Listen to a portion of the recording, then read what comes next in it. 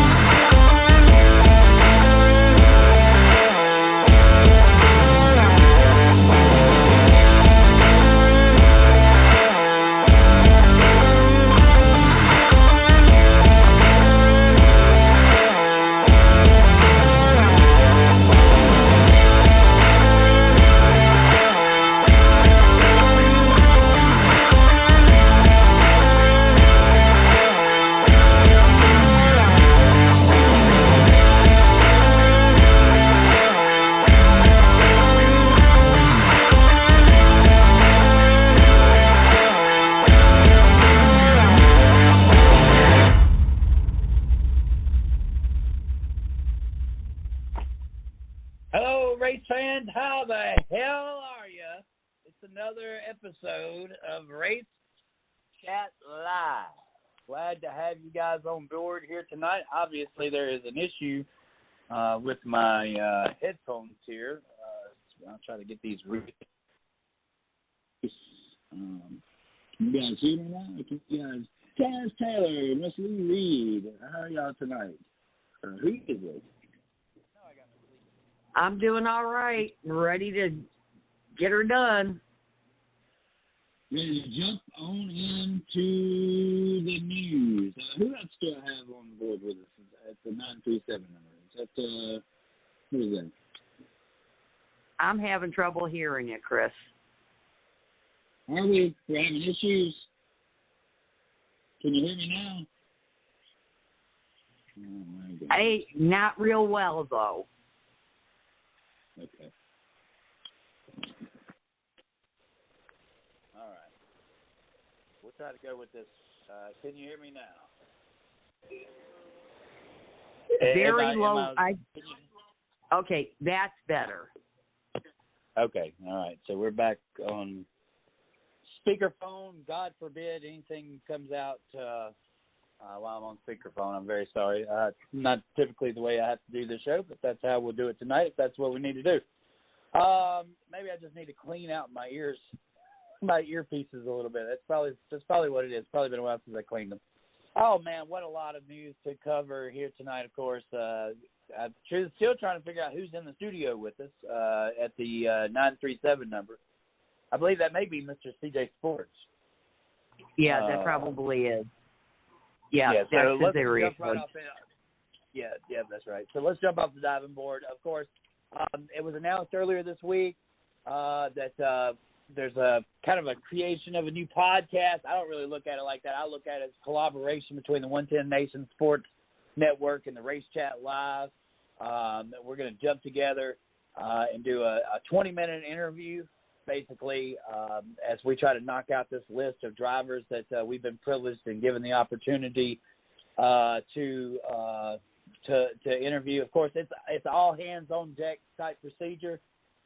Anybody within the group and stuff that wants to participate in that, they are more than welcome. It's definitely not something that we're limiting to just me and Mr. CJ Sports. Of course, we want the entire network, the entirety of the network to join behind us as well and help make this thing successful. It's going to be the 110 Nation Race Chat Live exclusive.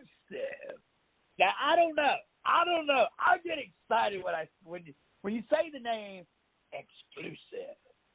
Like, what's the first thing that comes to mind for you, Ms. Lee? Something that nobody else has. Right. And you know what? Everybody has a little bit of Race Chat Live, right? Like, this show is basic. It is the basic of all basics, right? Like, all we do is come on here and we give our opinions about where something is or how something is, and that's entertaining. A lot of people like to hear, especially when we make it fun the way that we do in this group. We have respect for each other. We're not trying to holler. Our one opinion is not greater than thou, though some of us act like they are, including me, especially me, probably only me. But anyway, we've been friends and family long enough. We can irritate each other a little bit if need be. And of course, everybody knows I jump on the horse every now and then. So that is without mention. But the exclusive, it is something that nobody else is going to have, because this network in itself has created this amongst all the years, I guess, of getting, it's kind of what it is, Miss Lee, and this is really what it is. It's back full circle, right? Like, we've adventured off and we've decided to become more of an entertainment show than we have an actual sit-down interview, serious sports show, right? And I think that's all the way through the whole network. We've become more of entertainers than we have a journalist or interviewers. I take a lot of pride on myself as being like the Larry King of interviewers. Like, I want to know what my next question is based off of the answer that you have given me, right? And I've never been scared to ask a question, so asking questions is always easy. But we've kind of pulled away from that over the last few years and really just focused on being an entertainment side. And so this exclusive moment really brings it back full circle, Miss Lee. It brings it back to where we started with this stuff and how we would bring and how you became such an important piece to the network because of your connections and what you've been able to bring to the table with interviews, with getting in depth and getting the side of the story that nobody else had. And look, nothing against what we're doing today. It is entertaining. It is fun. And it's a lot of hard work to be a good interviewer. It's a lot of hard work to try to get the best out of somebody in 15 to 20 minutes that we have, to make that contact with them. And so this is a rejuvenation. This is a revival. It's more than an exclusive. It's a revival, Miss Lee, of where and how all of this started. This show, Race Chat Live, was racing with Big Sweat.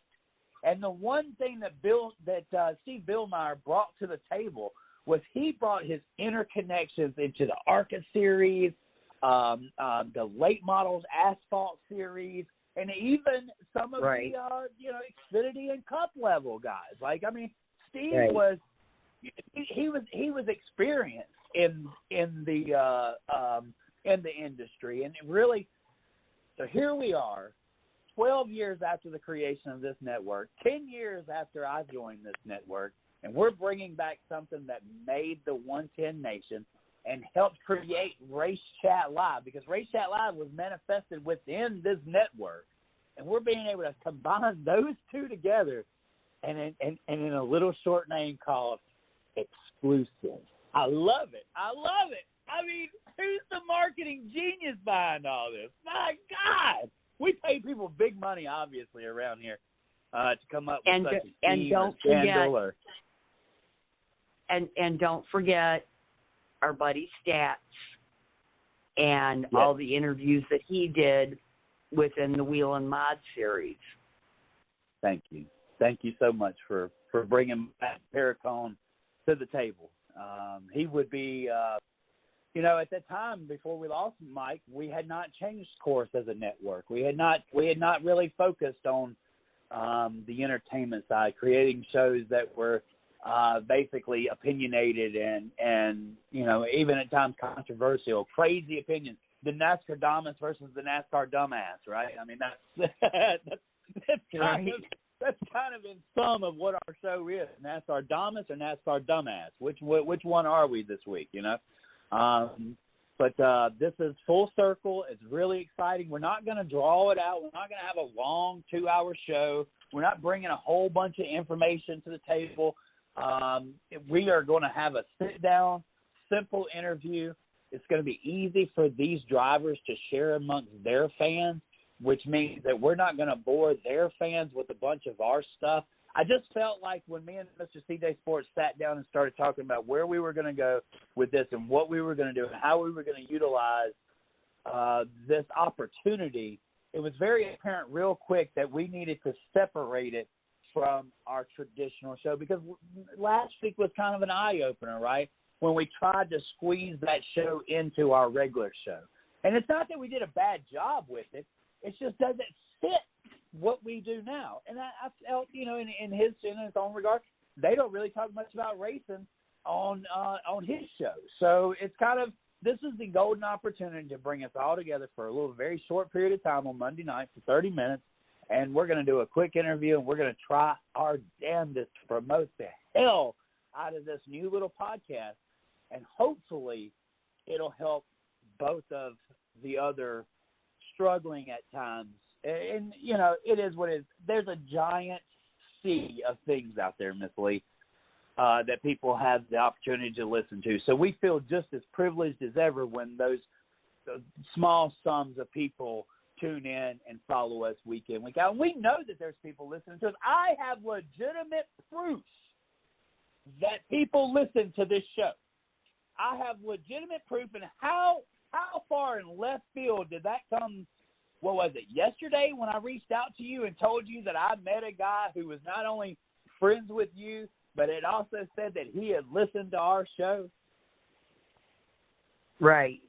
Yeah, you got to tell the story, Chris.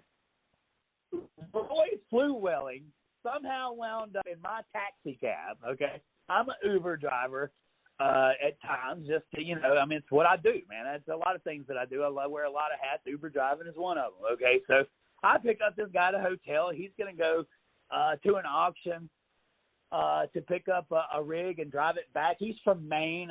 He lives at this time in Tennessee. His wife passed away about 7 years ago.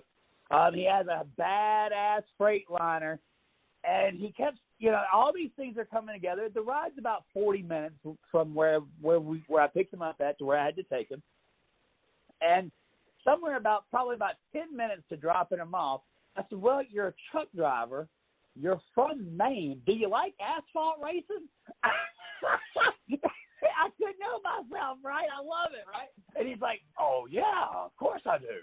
Of course he does, because he's a truck driver, and he's from Maine. Of course he likes racing. So we got to talking real quick. I was like, yeah, I do a little podcast and stuff. He was like, no, really?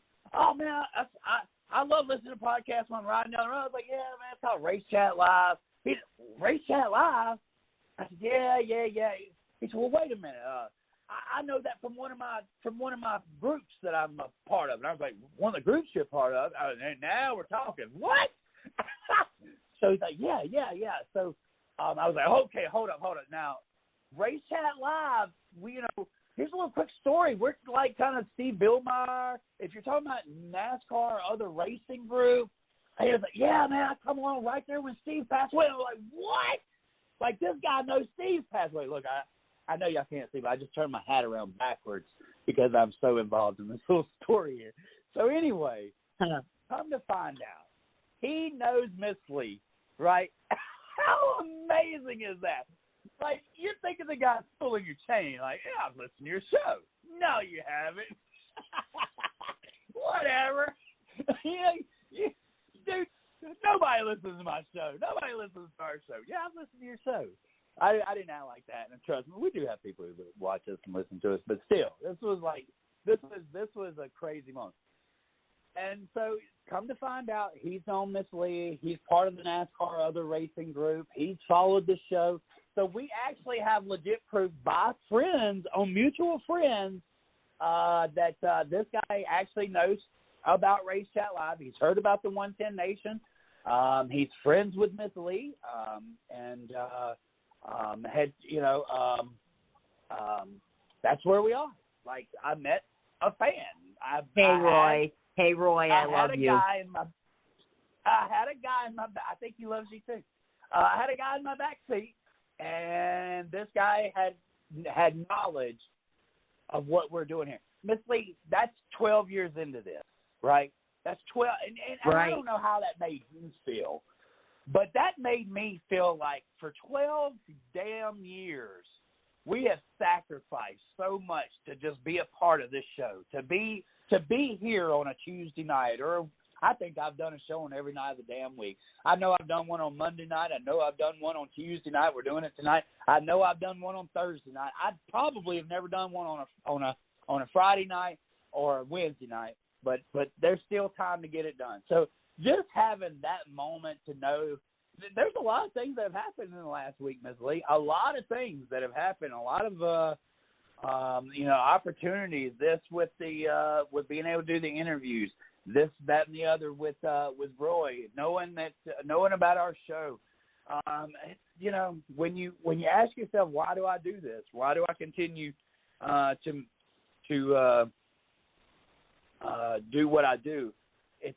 You don't have to look very far when you hear stuff like that, or you get the opportunity to tap back into something that you really enjoyed at one point in time. And we probably completely went off the rails on this show, and I'm sorry, Miss Lee, I just now kind of realized I haven't even really given you much of a chance to talk because I've just been so excited.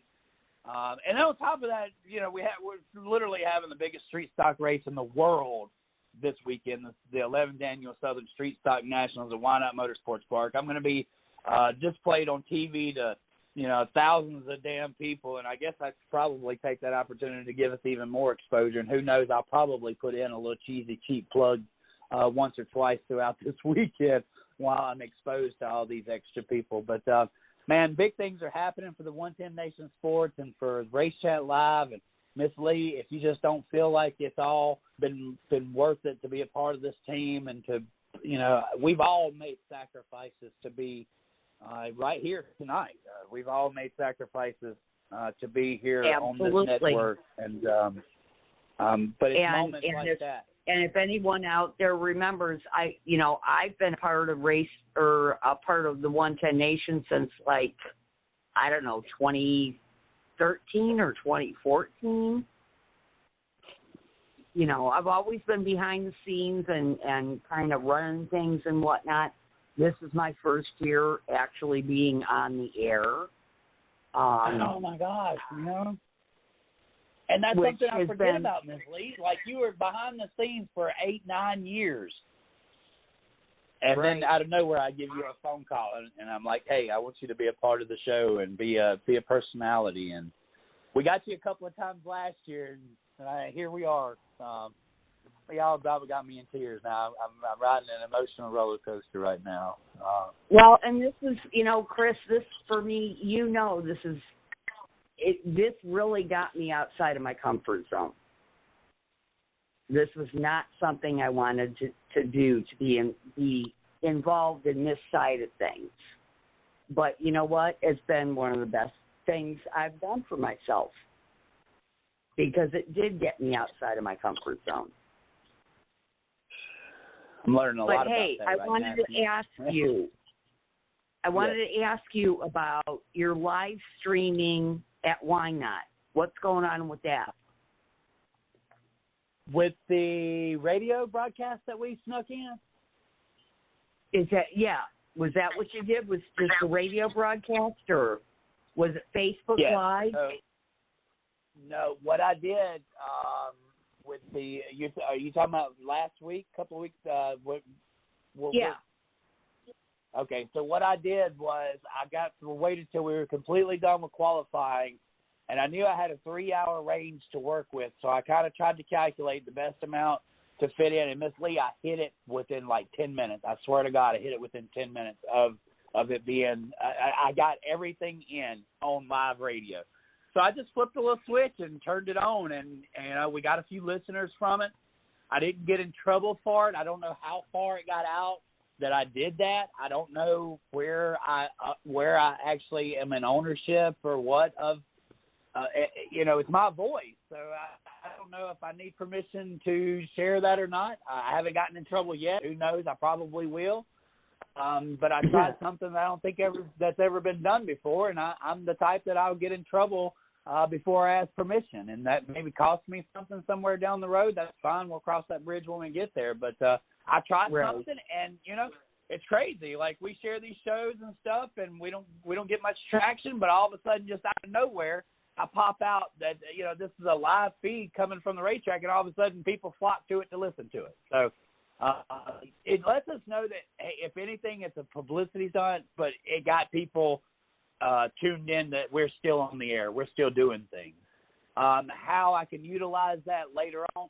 Obviously, there's a lot of technicality in what's going on this weekend, so I'm probably not going to push that button as I try to figure out how to mingle this in and create, without creating much of a stir for my boss. Of course, there's people who are, this is being live streamed through a certain company, and I don't know exactly how much of the intellectual property they own. I do have some questions my own selfishly as we get further into this about who actually owns my voice. But I haven't pushed that because I don't want to open up a Pandora's box, and I don't want to put people on the edge. So there is a whole lot that we are trying to figure out amongst the streaming stuff, and especially amongst videoing, because there are questions that I have with YouTube videos about certain things that are being published by certain YouTubers and how they are bringing to light other situations that may not be as they appear, because, of course, we always want things to look from our side. And so you never know. Right. I know how it is in real TV. In real TV, I cannot show somebody's logo if I don't have their permission, right? Right. So I don't know how deep that rabbit hole goes and how far it's been pushed into the property of streaming. So there's a whole lot of stuff right there that I don't really want to tamper with that could put anybody or anything in jeopardy. When I'm sitting there on a weekly Saturday night show, I feel like, hey, that's probably my golden opportunity to do something like that until I get in trouble or find a reason to not do. It's kind of a slow process. It was really something that I've been wanting to try for a very long time, but I haven't really figured out how to implement it. But there again, I feel like it's my voice. I probably have some kind of so in how my voice can be used, right? And so I don't want to get too far into that because I might show a hand or somebody might find something confusing with what I said. So I really, we tried something. It got a couple of viewers. It was a publicity stunt. It got people to the network. Where it goes from there, I'm not really sure because, like I said, there's a whole big Pandora's box that can go on. I believe Pat Taylor is trying to join us. He did send Lee Reed. NQ. Okay. Also announced we are now on Amazon Music where they can catch our show. Yes, I did announce that, so I'm just now kind of going back. I've got viewership stats for Sunday. Okay, all right. So, yeah, let's get back on track. 22 minutes, man, 23 minutes. We have thrown, my gosh. Probably the energy that I created at the beginning of this show could not be matched for the rest of the show. I'm about wore out. About ready to go take a nap, Ms. Lee.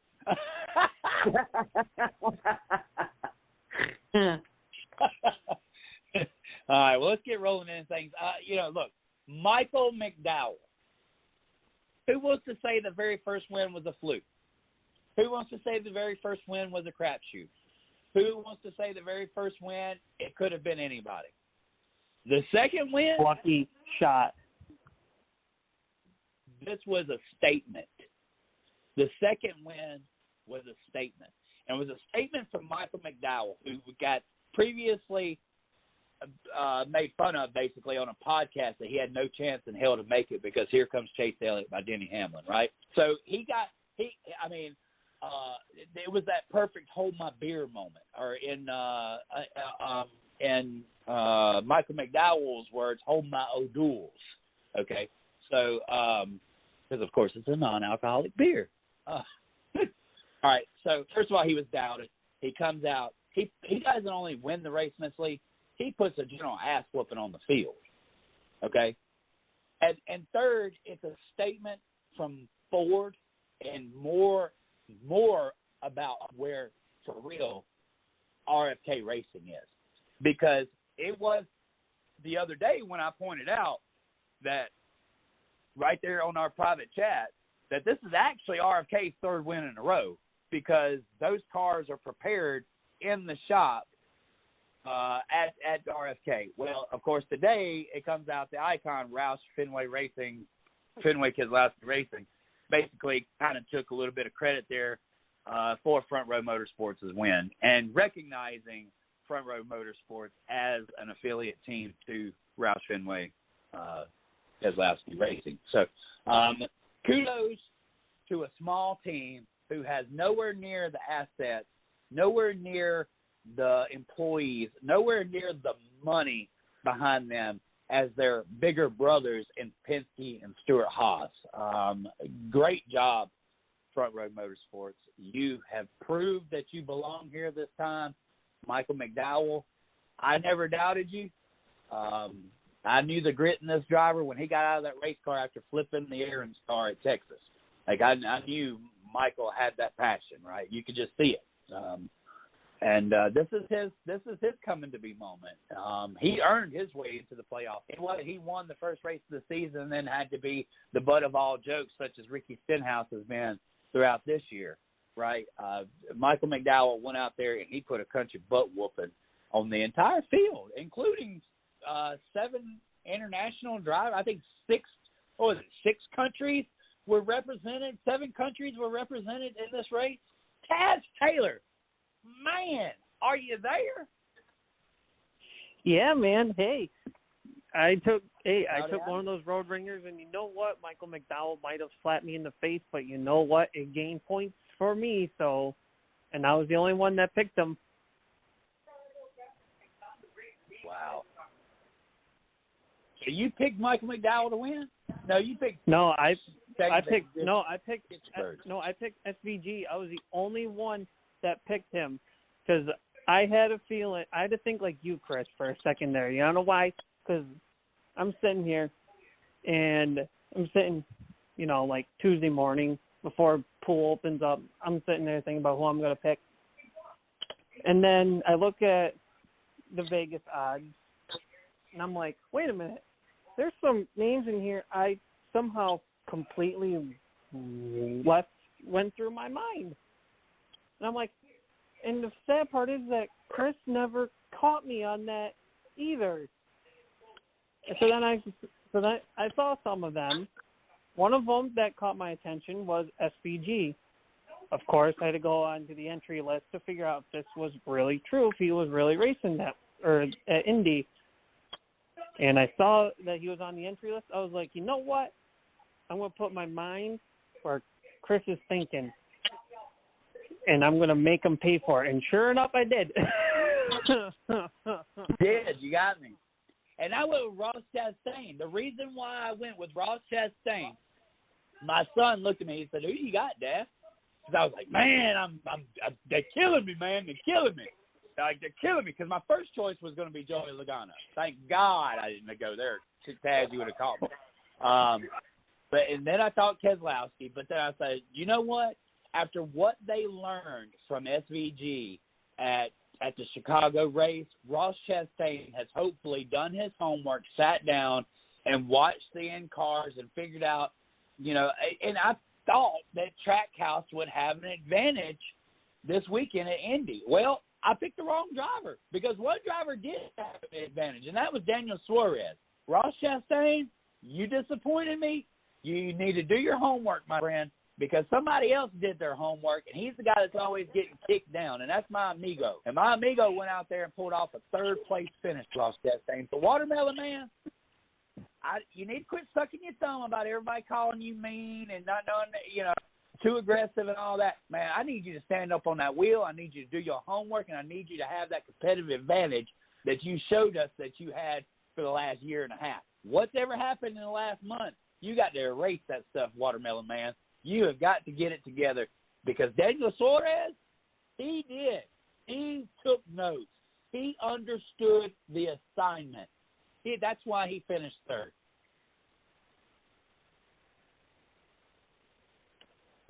Well, yeah. But it still has him sitting on the bubble. Still has him sitting on the bubble.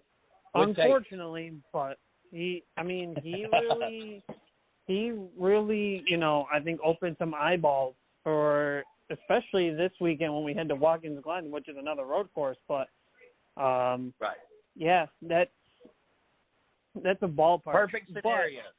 But do you really think that Suarez is going to give an inch to Chase Elliott this coming weekend? Oh, good God, no.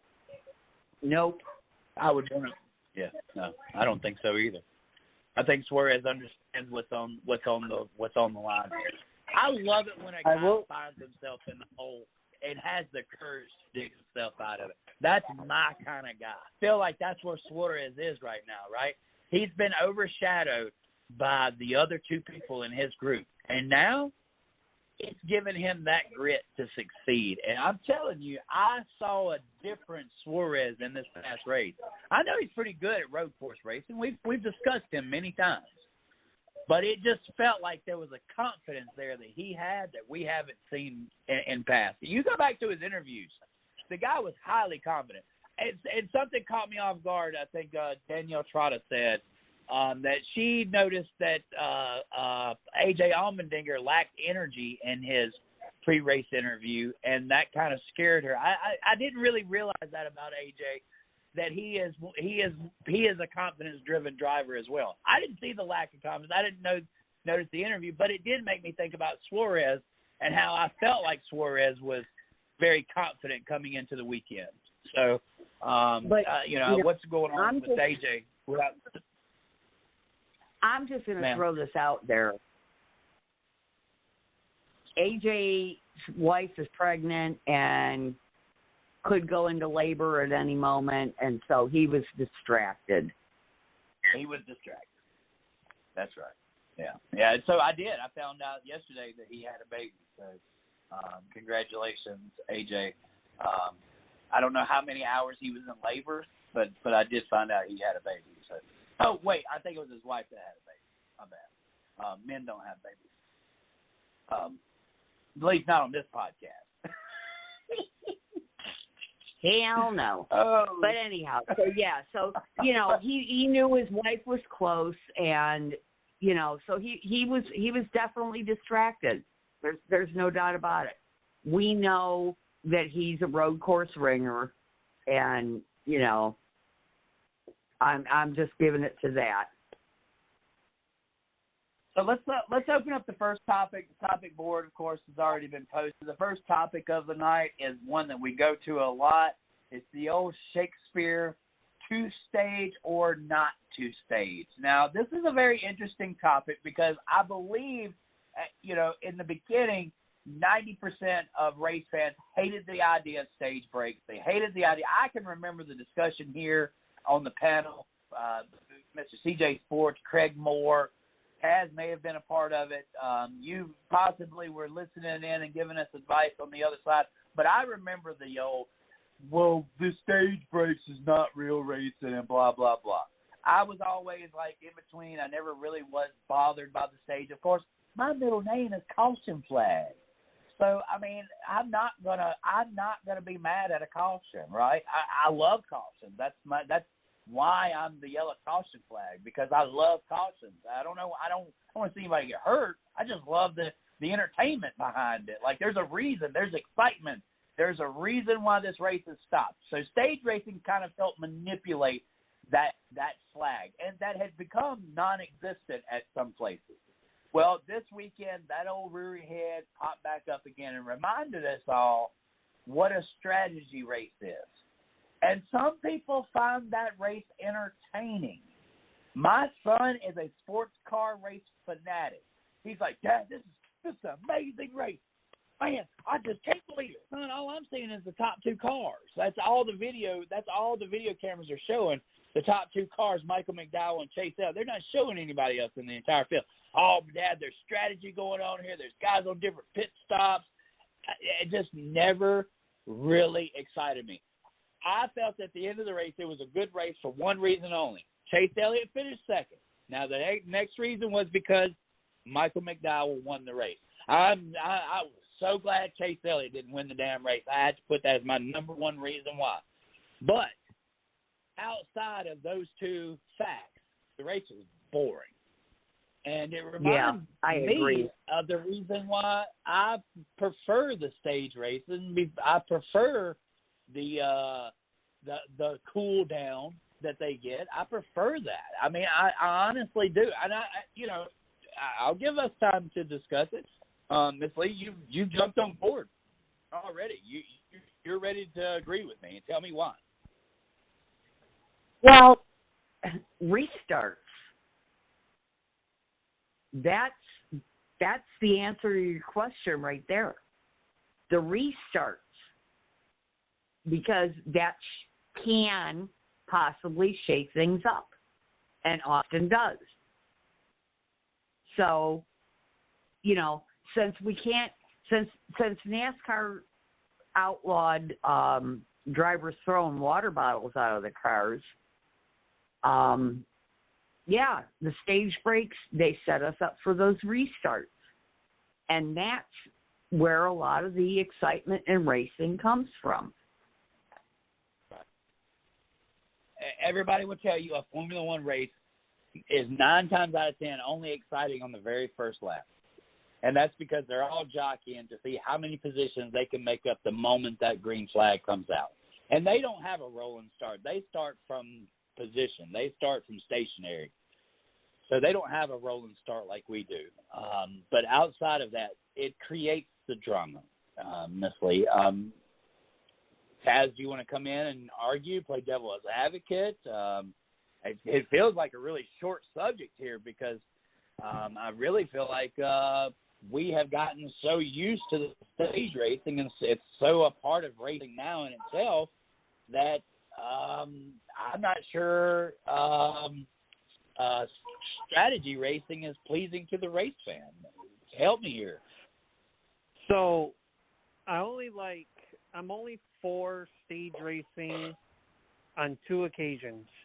I like that during super speedway races, it gives the drivers a chance to breathe, relax, because obviously in super speedway races, like, things can be so tense because any little mistake you make, you could wreck a whole field, no matter what lap it is, because everyone's so bunched up.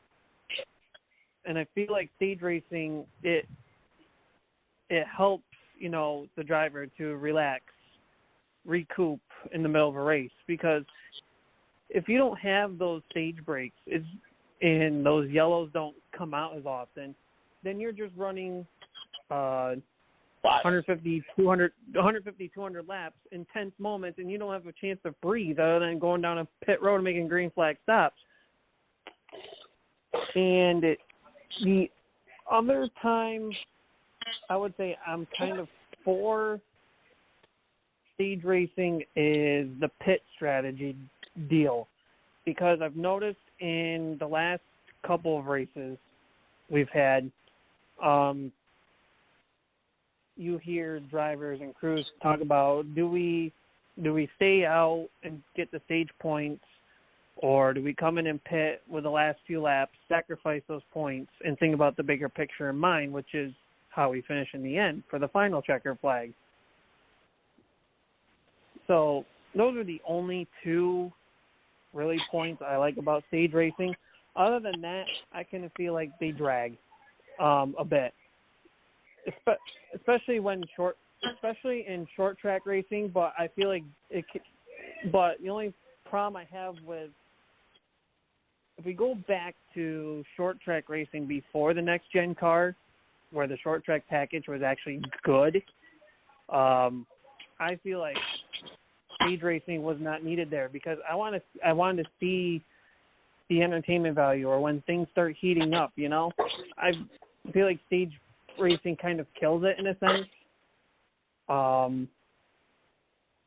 And I don't know.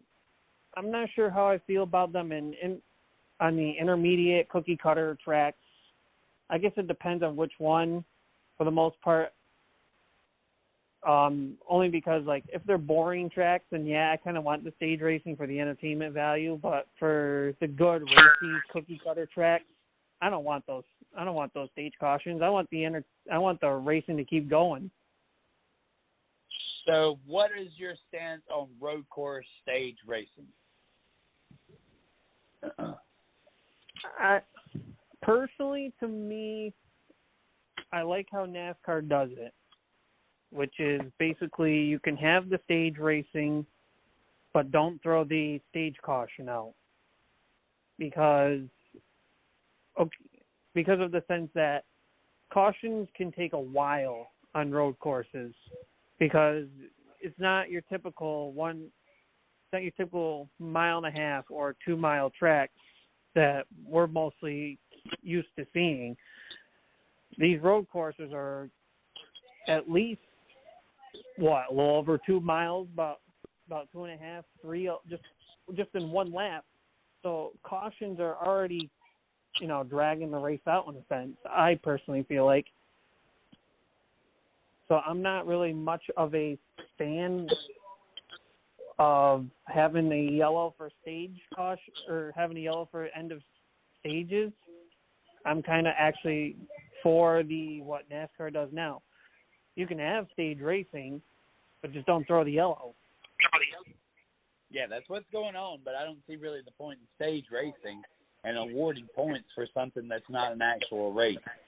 That's just like awarding some lap money or something, There's really no substance to having stage points being given for a race that doesn't have brakes. So you're not really racing to anything. And so it's contradictory. It's a way to scheme more points out of a race.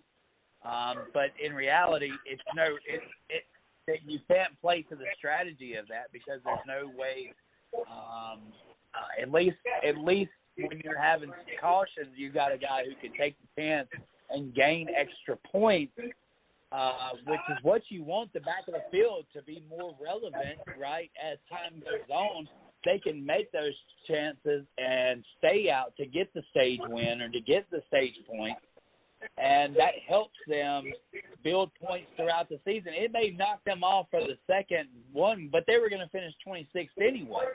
So when they get that 8th or 9th place and they're able to pick up a couple of more points, well, that takes their 26th place, and it actually gives them points for, an 18th place. Well, those points at the end of the year mean something when it comes to that charter, and it means more money. So you can't really be on the fence about when to have stages and when not to have stages. As we open up that box, Ms. Lee, how do you feel about where I just went with that? I agree with you 100%. You're either going to do stage racing or you're not going to do it. It doesn't matter what kind of track it is. Like I said, I do agree with it in that, it gives us forced restarts, which can, earn guys points. It can shake things up. But if you're going to do it, you're going to do it at all tracks. Or if you're not going to do it, you don't do it at all. Daz, what's your rebuttal to that? I mean, I can care less either way about stage racing, honestly. I know it's more for an entertainment purpose, and right. Plus, give drivers, the reason to try to score more points within a race or whatever, instead of NASCAR, right. Trying to keep track of. It's a race within the race. Trying to keep track of, the pole winner gets a few bonus points, or whoever led a lap gets a bonus point, and most laps gets bonus point. All that mumbo jumbo. That's all they're pretty much doing. I agree with that, Dad. That's a great point. Like, I hate to stop you there, but what you just said could have so easily gone past our listeners. There was a time when we gave out points for the most led laps and for leading a lap and whatnot. So we've basically just kind of changed how we award these certain points and where it's given to, right? So it's no longer just a couple of cars can earn a couple of points. The stage, you're helping validate my point about stage racing, because that creates more drama. Think about how many races to the stages that we've seen over the years, over the last several years, of somebody really risking it on lap 50 just to try to get that stage win, Taz. It's created drama. It's created storyline. And I think what you said there, it's for entertainment purposes. Exactly. And I feel like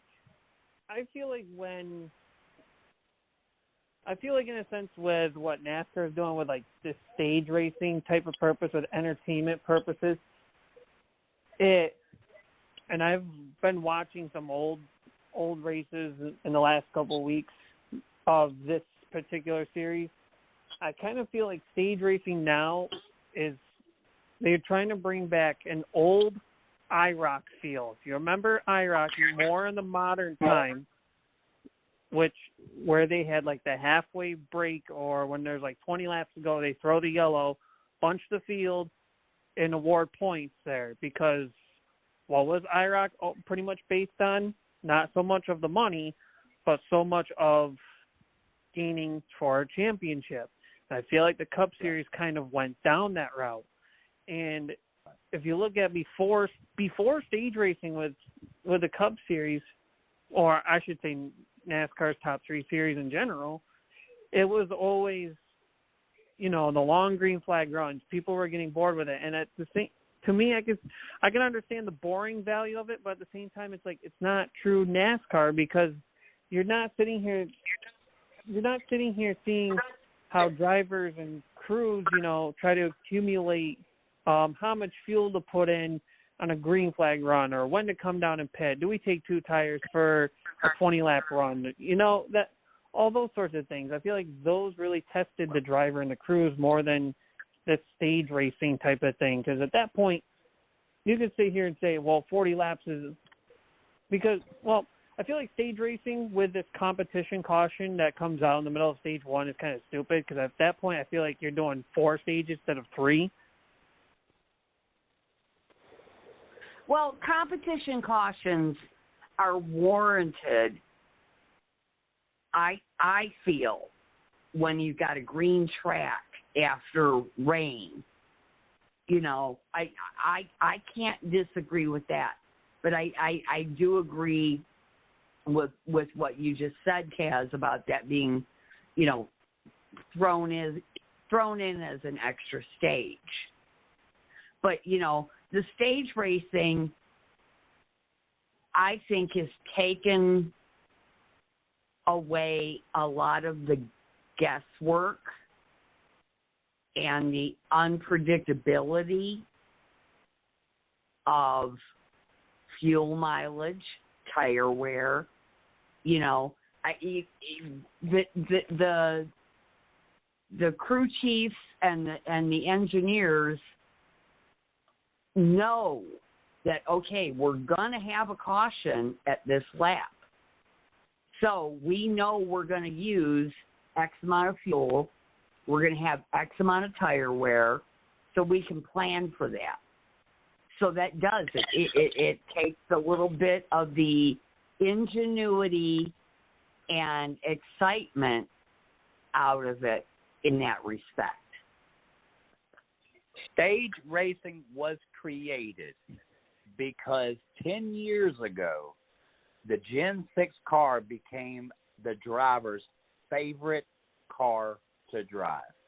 And there's a reason why it was their favorite car to drive out of all the cars. The Gen 6 was their favorite because that car would not spin out. That car was easy to drive, which in return, when a driver has an easy car to drive, it doesn't put on as good of a show to the fans. So NASCAR had found themselves in a position where these cars went around and around in a circle for so many damn laps without nothing breaking, without nobody spinning out, and the races become boring. Boring as a 50-year-old marriage, okay? Boring. And fans were turning it off because they couldn't hang for 3.5 hours watching cars go in circles. So stage racing was created because of a car that was unwreckable, a car that was undestroyable. And now we have a car that does tear up. We have a car that is harder to drive. And so with the stage racing, I think it's brought us a lot of damn storylines this year. I mean, stage racing helps create the storyline because the stage racing creates the caution. It creates the, as DW would say, caution breed caution. Now, that used to be, before stage racing, that was something that happened every few races or something. But remember, 20 years ago, a car had a blowout, a car lost its motor, a car would spin out going too fast through the corner. 10 years ago, you couldn't get any of that out of this car because it was so damn over-engineered. We only have a couple more minutes on this subject topic, but Miss Lee, I know you're biting at the bit. Go ahead. This car, I don't know. This car has created some good racing. But I also feel that this car has created a lot of headaches for the shops because things are so specific and things are so tight. Look at how they had to change how they tow the frickin' cars. Yeah, it did. It changed a lot of things. I mean, seriously. Joey Logano going off on Logano going off on the guy towing his car. He probably could have continued to race if they hadn't had to tow the car the way they towed it. Right. So in this beginning, where we have there's good things and bad things about this new car, but the new car is destructible. It's wreckable. So in stage cautions added together has created storyline after storyline after storyline. I can't argue.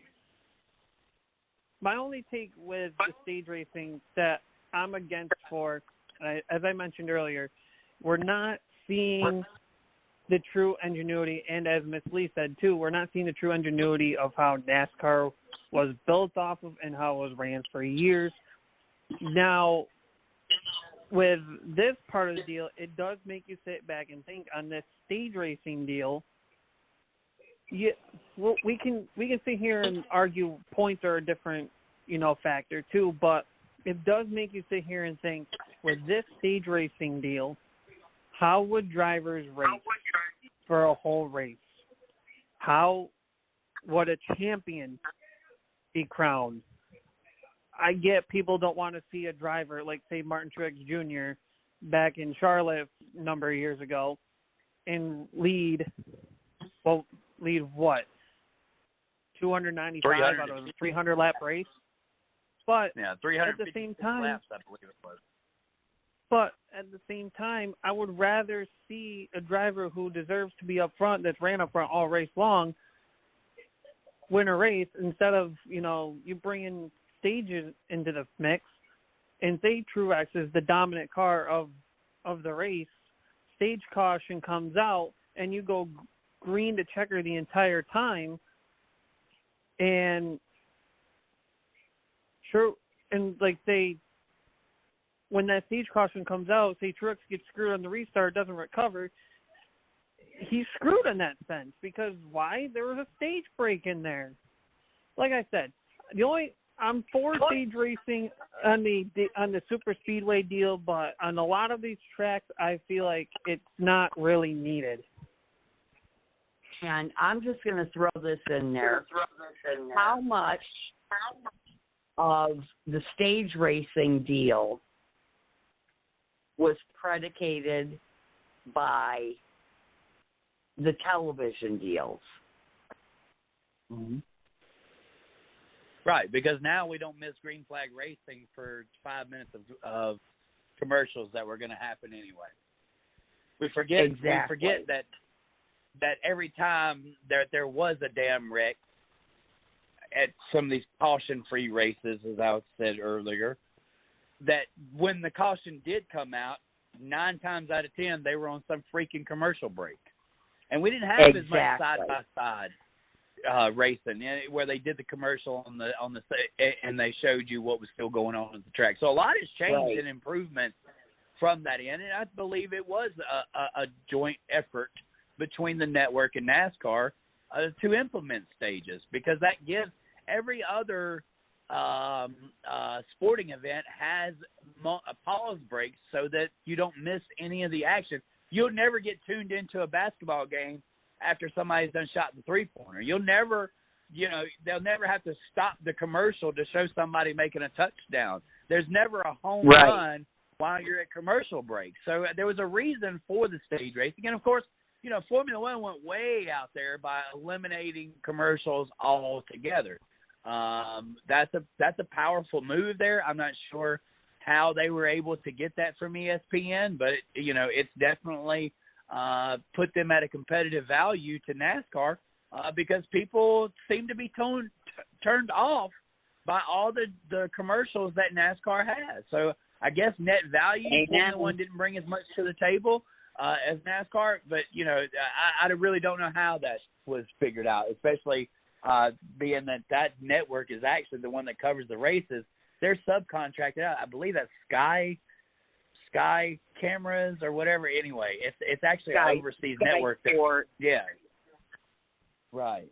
They're the one doing the actual coverage, just as NASCAR will be doing the coverage of CW. And after listening to a little bit of Dave Moody and stuff over this past week, I have big reasons to believe that the NASCAR coverage for CW will in fact be the MRN and the PRN guys. I'm not going to put that as a for sure, but if you're kind of listening to NASCAR radio and some of the comments that have been made from Dave Moody and others, it seems that direction has, they're saying, look, we're owned by NASCAR. NASCAR come out this week and said something about paying drivers to promote the sport better, and that created a whole nother question that was, knocked around on NASCAR radio there for a couple of days. But we've got plenty of other things to talk about.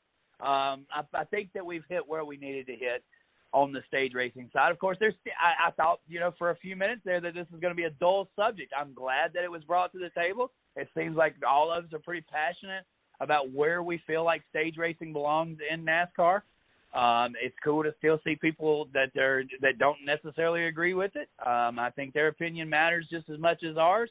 I'm grateful for it. I'm a man that wants storylines and entertainment. That's what makes this show fun.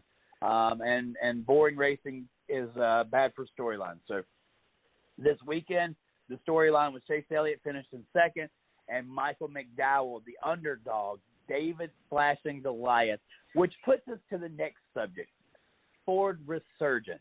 Now, Ford, I think, had 2 wins the previous 20 races, and then in the last 3 races, they've won 3 in a row. Not just for the Ford camp, but a certain Ford camp.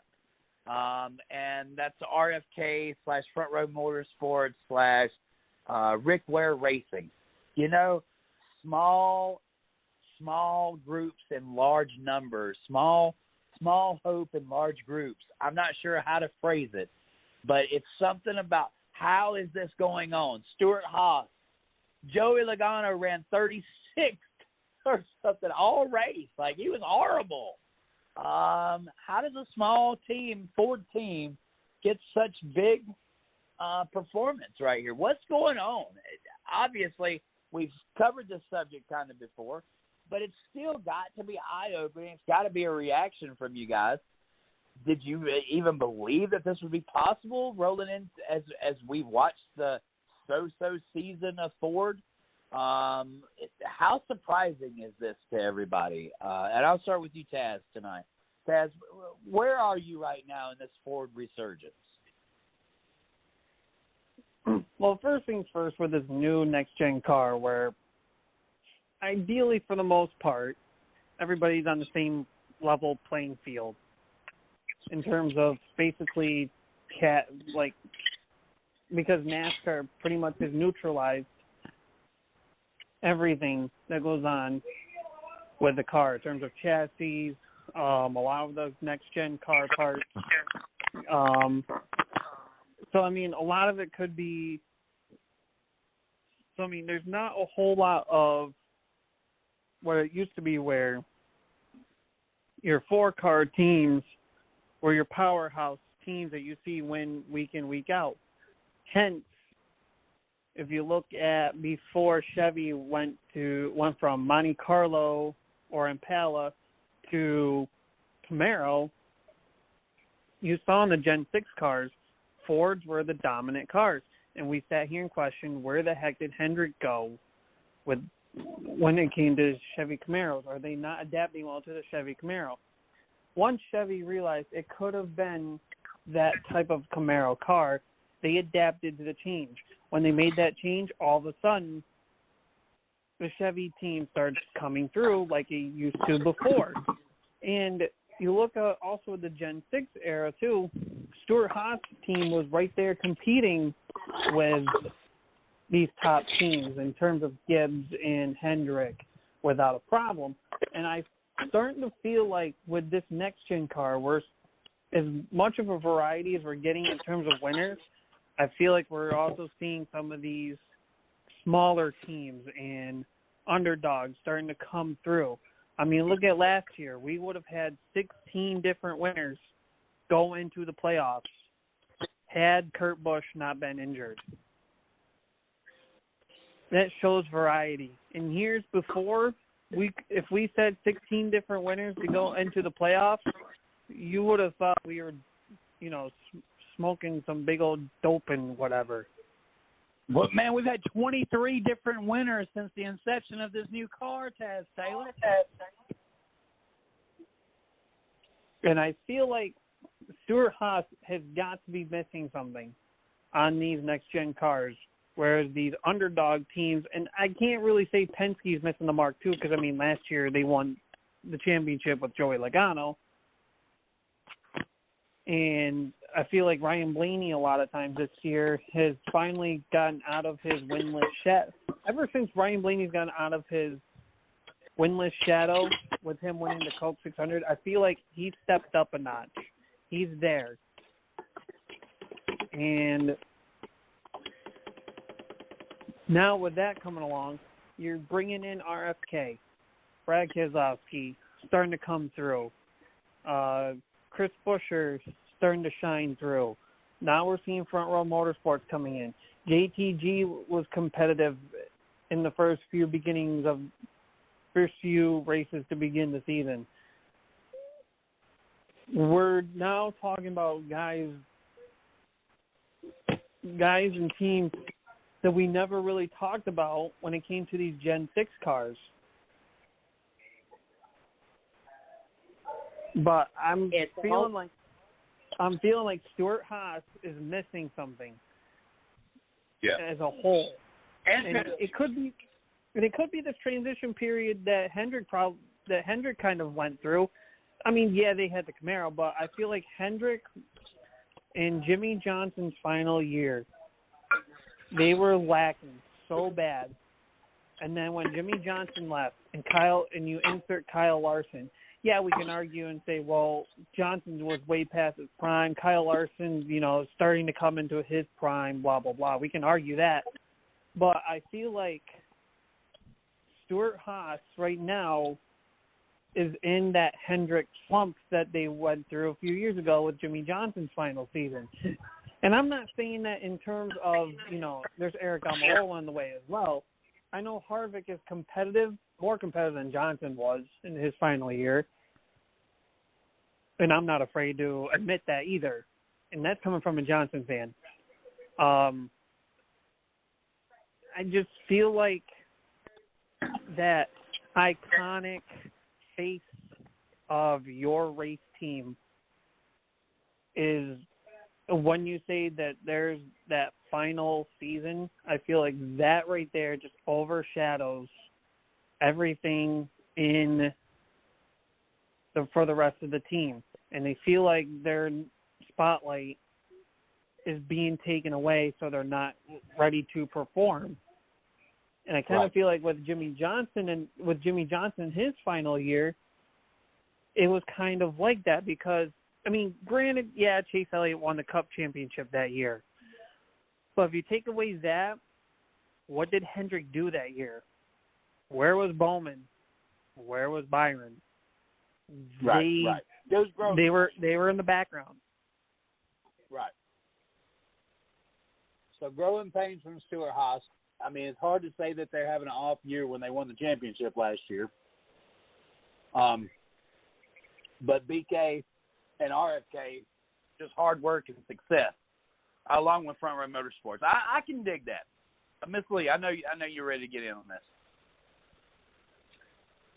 I'm going to say, look at your engineers. I mean, I don't have any stats or any names to pull up, but look at your engineers. Who has the youngest and smartest engineers? Well, that's interesting that you say that, because it reminds me a lot of Cole Pern, right? Nobody knew who Cole Pern was. Right.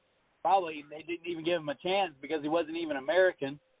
Or even James Smalls, another perfect example. Like, these guys were the underdogs, right? They started, especially Cole Pern, because he was over at Furniture Row Racing.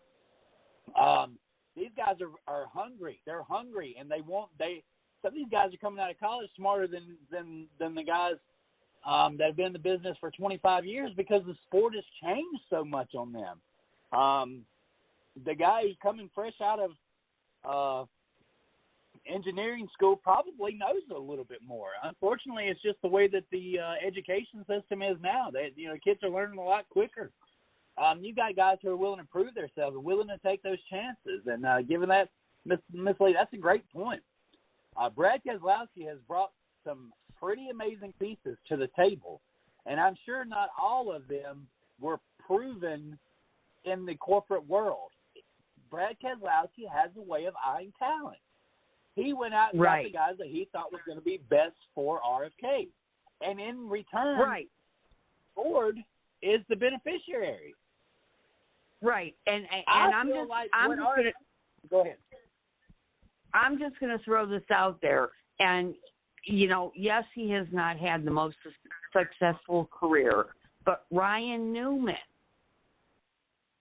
is a freaking engineer. Man could wrench on his own frickin' car. How many drivers today can wrench on their own cars? Right. Well, and I hate to throw in this.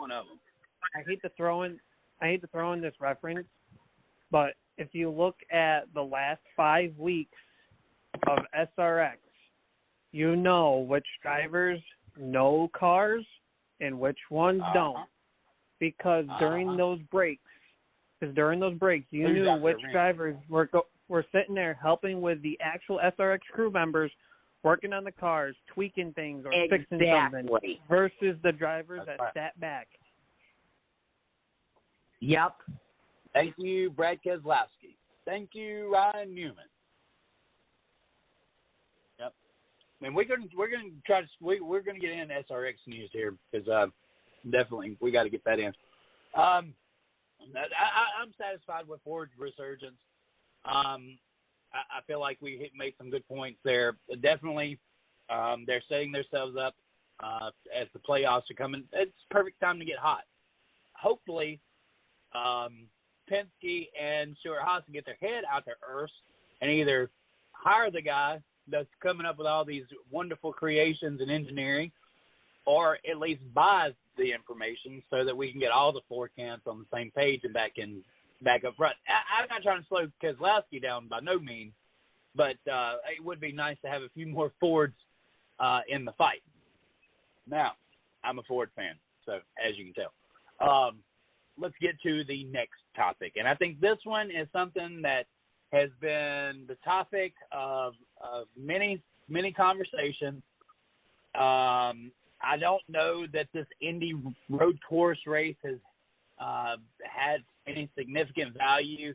I've heard it's been, it's not actually a crown jewel race, even though being at the Brickyard, anytime we're at the Brickyard, should be considered a crown jewel place just because of the history of that place and how many years it took to get NASCAR there. But so here we are, and ticket renewals were put out, and it said coming back around, I believe was what the renewal statement said. And we all know what that means, right? Coming back around, yeah. We're going to have 30-year anniversary. We're going to race the oval again. Yeah, I don't know about y'all. They more or less intimated on Race Hub tonight that the Indy road course is done.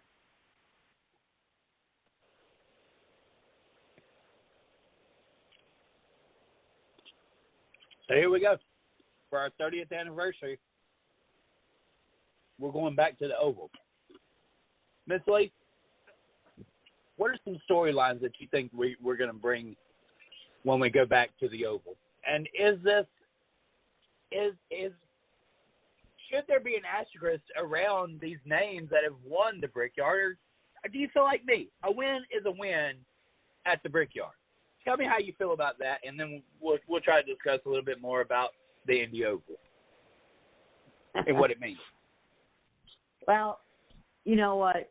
The Indy Oval race is one of the most boring races on the circuit. That said, it is also one of the most iconic. So, personally, I thought that the Indy road course race was boring as heck. And I know the Indy round course or oval course is boring, but I'd rather watch that. That's just my own opinion. You'd rather watch the oval? Yeah. Just by barely. Like I said, they're both boring, but I'd rather watch the iconic race. Right. It is kind of sad. We've raced there a lot of years. The most significant race should be the second race that was ever raced there when a real man won it, Dale Earnhardt, instead of that pussy boy, Jeff Gordon. But instead, I think Indianapolis is most remembered for the tire problem, and that's a hard one to shake. And whatever fans were left before that tire problem, I think kind of didn't want to be embarrassed and go back again after that. So the reason why they went to the road course, was because fans just didn't want to show up anymore. And when you only can fit 30,000 fans into a 300,000 fan facility, it looks kind of bare. And it's probably pretty expensive for the upkeep just for that few people to come in. So we've gone this route before. Will it bring a resurgence? Will it bring? Will it possibly bring 100,000 fans back to the facility? I think it may. Because some of these tracks have been encouraging. See, I go back to that car that was so fun to drive by the drivers, but was so crappy of an entertainment car that, it literally made NASCAR have to change things. And so we've been in this development of change over the last 4 or 5 years, and now we've changed so much we don't even know our identity anymore. But I think I'm still a guy. So, yeah, okay. All right, I just checked. I'm still a guy. So, Miss Lee, you're still a girl? Okay. I'm still a girl. All right, good deal. All right. So not all identity has been lost. Okay? But NASCAR has fumbled the identity part, and they've tried a lot of new things. I think the way that this car has raced in Michigan, I think the way that this car has raced at Atlanta, I think the way that this car has raced at cookie cutter tracks, I think we will set ourselves up for success with the return of the Brickyard. That's exactly where I was going to go with that, because with this car, it's put some of these boring cookie cutter races that we've seen in past years become entertainment and fun races to watch with this car. This car has not ran the Indy Oval, so could we see that turnaround? That's the one question there. Now, the other question mark I have to say is, when you win the Indy 500, look at the IndyCar series. They visit Indianapolis twice. They've always kept the crown jewel Indy 500 on the oval. They've never changed the Indy 500 to turn over on the road course. Never card said, whoa, let's do the Brickyard race on the road course. Now you're taking, yeah, you won a crown jewel, but did you really win a crown jewel? That's kind of where I'm sitting on that because as you said, Chris, a win at this track is a win at this track, but did you really win the Brickyard race? Did you really win the Indy 500? I like where you're going with this, because there is a significant point that I was shown this weekend that Taz Taylor just made, and I know he knows this, and that's why I want to bring this out. There is 300,000 people that will show up to the Indy 500. There's only about 50,000 people that show up for the Indy road course race. It's the same track, the same drivers, completely different fan count. Explain that to me. If there's not a difference in the crown jewel race, that shows right there. There's a difference. There is a difference. When you have 300,000 people show up for the Indy 500, and then they race 3 months down the road and only 50,000 people show up for a road course race, it's not the drivers that they're there for. It's the crown jewel. Right. Yeah. I'm going to tell you, my next door neighbor, he's a NASCAR fan. The only race he has ever been to, and he used to go every freaking year, was Indy. And when they started on the road course, he don't go no more. Yeah. Think of it this way. Daytona. If we ever started the Daytona 500, which is NASCAR's biggest crown jewel besides the championship race and whatever, Daytona 500, the biggest crown jewel. If you take that and take it out of the oval and put on the Daytona road course, are you really a Daytona 500 champion? No. Exactly. No. Exactly. That's my point with this. You're not really a Brickyard winner. You're the Indy road course winner. Congratulations, good for you. But I don't feel like you're a true Brickyard winner. It can be labeled as a Brickyard, great. But to me, you are not a true Brickyard winner because you didn't race the traditional Brickyard 400 track. Well, and I could hold you to that standard if we raced at this racetrack twice in a year. But what I will always fall back to when we look back and we try to give affirmation or whatever for I can't think of the word that I'm looking for. Maybe that's the right word. For these drivers that did win in the time frame, that's not their fault that NASCAR decided to go race the road course instead of the oval. So exactly. I can't take that away. I can't take that away from those drivers because they won at Indy. The perfect example is with IndyCar. They go to race that racetrack twice. They get two different crowds. But within the drivers of NASCAR, They're given one opportunity to go in that prestigious place.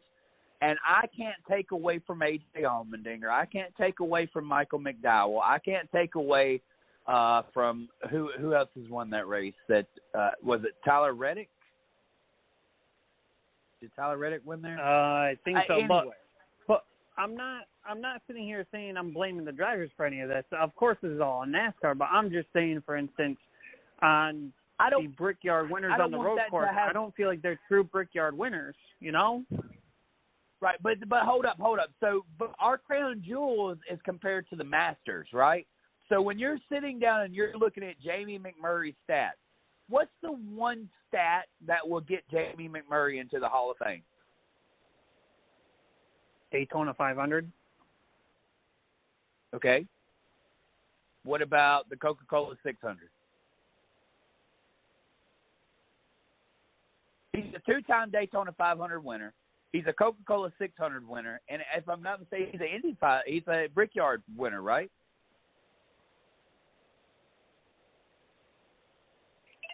Let me check that. So it's all about the crown. It's all about the crown jewels. If you don't have that championship, then it reverts back to if you don't have that championship that gets you into the Hall of Fame, you can earn your way in by winning crown jewels, right? And so if this keeps if in the end and we're tallying up who's got the crown jewel wins, I'm not going to take away from a Tyler Reddick. I'm not going to take away from a Michael McDowell has now won 2 crown jewel races. That's all he's ever won, right? Michael Waltrip won 2 crown jewel races. That's he's got like 3 races in his career, 4 of them. Okay, 3 of them come out of Daytona. So I can't take away the crown jewel from them, even though I know that they didn't race the oval track. So I think as history goes down the road, we'll forget that for 4 years we went to the road course. As a matter of fact, I'm all about NASCAR just pulling the date from here. Pull the date. Come back in 10 years. You want to fill the place up? Come back in 10 years. Look at North Wilkesboro. Look at Nashville Speedway. Obviously, when you shut a track down for 10 years or longer, you build up I thought the phone died.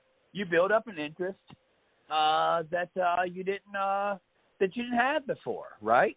Everybody was so excited to go back to North Wilkesboro. We kind of got the same racing at North Wilkesboro that we've had the reason why the track shut down. But nobody wants to talk about that. Nobody wants to talk about how boring that race really was. No, they were just excited to go back. So, Kentucky Speedway, hey, look, nobody wants to go to Kentucky. Our only hope is in 10 years, everybody's so excited about returning back to that place that it reopens. Chicagoland, nobody was excited about it anymore. The race, huh? I love Kentucky. We went to 2 races, both races 1 year. Yeah, look at, we never got to resurrect Texas World Speedway, but it was talked then, Ontario, of course, the road course over in Ontario was the circle track. Riverside was the road course. It's these nostalgic tracks. Of course, they're still talking about the Milwaukee Mile and several other tracks that are, there's one up in Pennsylvania. I can't think of the name of it right now. Nazareth. Nazareth. Yes. Like there's this crazy idea to go back to Nazareth, right? But that's the nostalgia of things. That's how you try to fake remember, how great something was. Hey, I'm glad we're returning to the Oval. I'm glad to kind of get that asterisk taken off so that our next winner is a true Brickyard 400 winner. You can put the 400 back on it. And will there forever be that question mark of was that really a crown jewel event? Unfortunately, I think drivers will have to answer that. And some people will see it some way, and unfortunately, other people will see it different. Let's get to the next question or next topic of the night, and I believe that is Kyle Larson is an ass. LOL. Does anybody know why that's a topic here tonight? No, I questioned that. Yeah. Well, this is. I mean, I know why he's an ass, but, I just question why that was a topic. Well, first of all, I want to defend my buddy Taz Taylor because Kyle Larson was asked this week if he would like to participate in the SRX series, and he said no, that he doesn't really have time for that. And so a lot of people jumped up and were like, well, wait a minute. Why? You have time to race modifieds and sprint cars, and also a lot of people felt like, Kyle Larson was kind of given a slide of the hand to Tony Stewart and SRX Racing. So also, this guy's kind of been full of himself the last couple of years. He is getting the opportunity to race the Indy 500 next year. Of course, all of that was announced.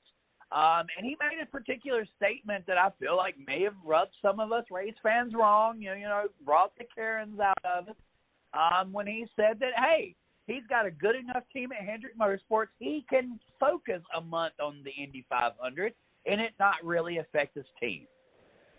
That's where I want you guys to really dig into this. Is that appropriate? I mean, is Kyle Larson full of himself? You say this about SRX series, like you don't have time for it, right? But you go race, you'll go race a modified race for $500 to win, right? And then you make the statement that your team's so good that you can take a month off from them to go race the Indy 500 and you'll still make the championship. Is this, does not anybody smell the arrogance coming off of this guy? I mean, for real, like, you may be turned on by it. I'm not. Miss Lee, we'll start with you. Oh, definitely. As a Kyle Larson fan. Yeah, I get that he doesn't have time for SRX because he's got his, his late model and whatnot stuff that he's doing. So I get that part of it. As to the comment about having a good enough team that he can take a month off to focus on Indy, no, I'm not. I'm not into that. I know doing the double is a lot of hard work for any driver. But yeah, that was arrogant. Definitely. I was a Kyle Larson fan. I started watching him many years ago. I'm old, but since he had his issue and had to go through his sensitivity training and all of that crap, yeah, he comes across as arrogant. And he's not the kid I used to watch. Right. And that's fine because a lot of these drivers that I've watched come up are not the kids that they used to be. Right. They shouldn't be. Right. They should have all matured. Right. But yeah, he's kind of rubs you the wrong way though. Yeah. Yeah. I can tell, and you're a Kyle Larson fan. So this is good. This is good. I like where this is going. Taz, jump in here. Come on. Tell me what you're thinking. Yeah, I'm actually all for with what Miss Lee said. I mean, if you don't have time for SRX because you want to run, your sprint car series or run a late model or, do whatever you feel like, that's all fine and dandy. But if you have the confidence to sit there and say, Hendrick will give me a month off so I can, focus on the Indy 500 and also make the championship, how fucking arrogant are you, dude? Have you seen the last 2 freaking years?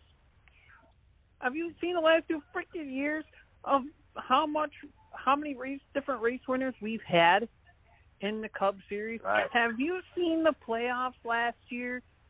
Guys that we thought were going to go easily into the top 8, let alone a championship 4, were guys that were eliminated first. Right. And he was one of them. May I add to... This ain't the Gen 6 era where he went in and spanked everybody, won 10 races, and crowned himself a champion. He's not in that era now with the next-gen cars. If we were still in the Gen 6, okay, you know what? Great.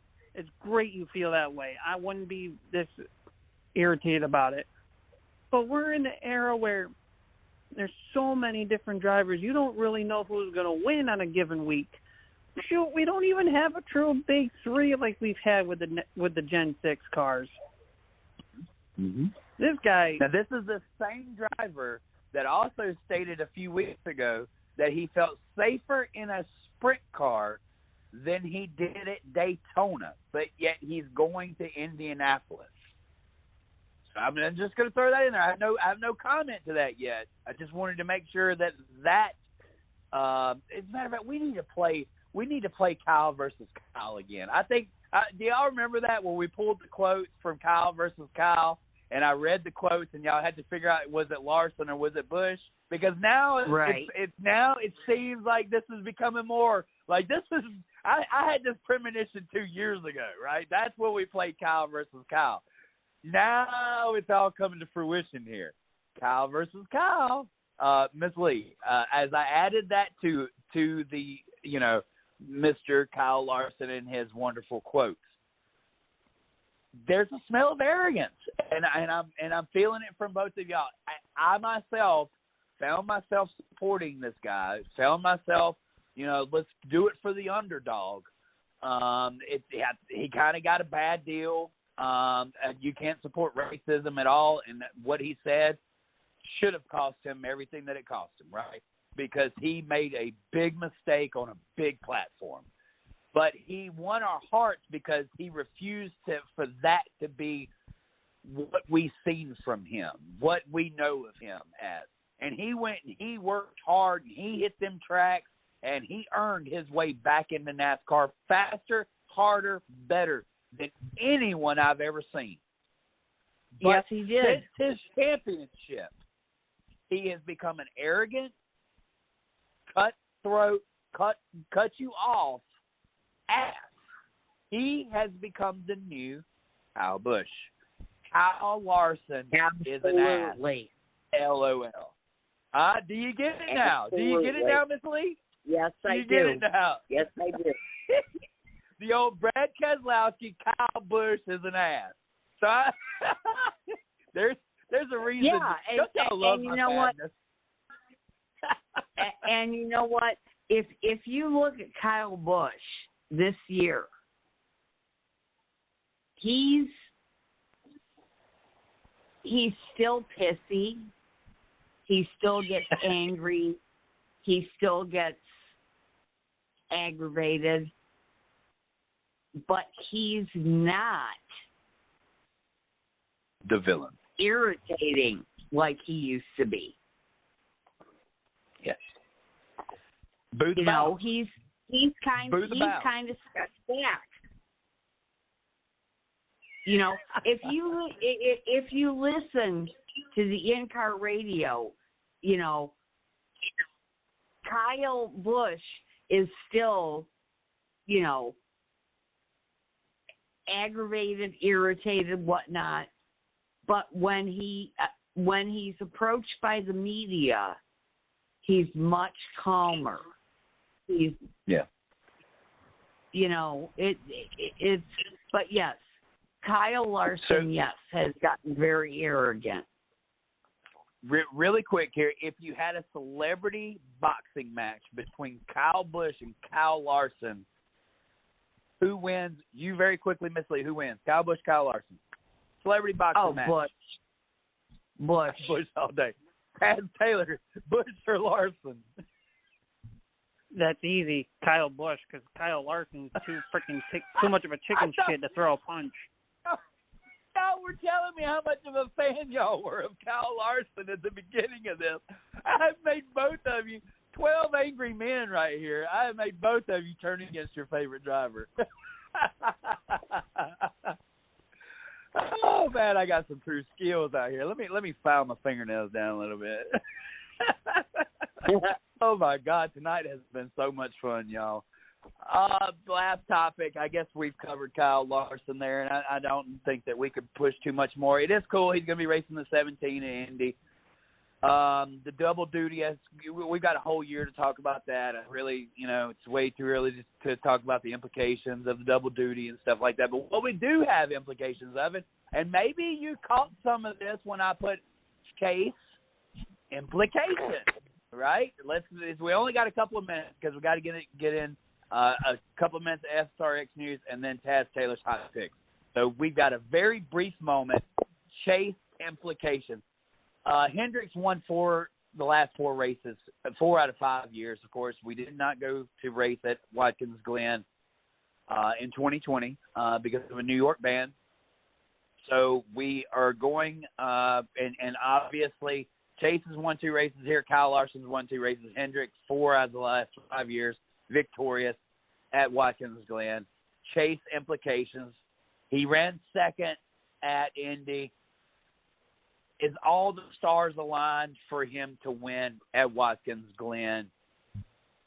My personal opinion is all hands on deck to get Chase this win. I think all hands were on deck at Indy for the win. He got outrun. Who would have ever thought that, Michael McDowell would outrun Chase Elliott? That 2 years ago in the Gen 6 car would have never happened. So thank God for this new car. What do you guys thought? And I'm going to start with you, Miss Lee. Well, Race Hub picks Chase, but they also threw in Tyler Reddick. I think that Hendrick is going to... Yeah, well, I did a little bit. Anyhow. So, Hendrick is going to do everything they can to make sure that Chase wins this. Besides Kyle Larson. And I also think that NASCAR might play a part in that. He has to win his way in. And this is, of the last 2 tracks before the playoffs, this is his best chance. So watch what NASCAR does. And watch team orders. That's my opinion. Watch team orders. I like the Chase implications. Watch team orders. I see that. You sold me right there. Taz Taylor, what's your thoughts? I personally see it as this is Chase's race to lose. If there's anyone that can throw him off, it's going to be a Joe Gibbs car. There could be a couple other Chevys that will throw him off. There could be a couple other Chevys that will throw him off. Suarez is one of them. Like the rivalry between these 2 teams, right? Between Trackhouse, the Chevrolet camp, and Hendrick, Daniel Suarez, Taz. The one thing, and I did put this in the chat. We can go off of team orders, but I'm sorry, I have to favor with you, Chris. And I know you've said this time and time again. Kyle Larson ain't gonna do shit when it comes to Chase Elliott because that'll overstep his shadow. Right. So Kyle Larson is Chase Elliott's kryptonite.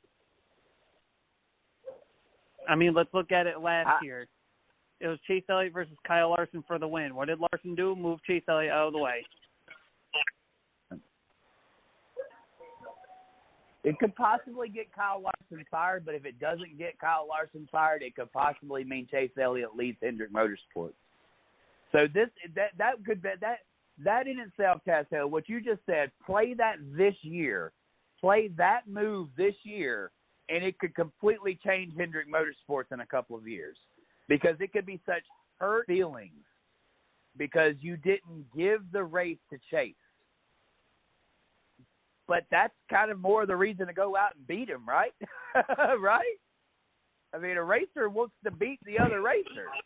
Basically. Kyle Larson doesn't want to give Chase the advantage for Chase to think that he's a better racer than Kyle, right? So, in a way, the arrogant side of Kyle Larson is once again becoming kind of a hero in his own camp. God, I hate Kyle Larson.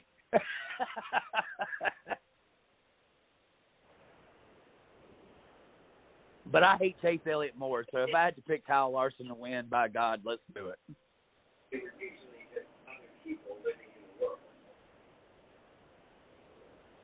Anything else? Chase implication. Anybody got any more theories?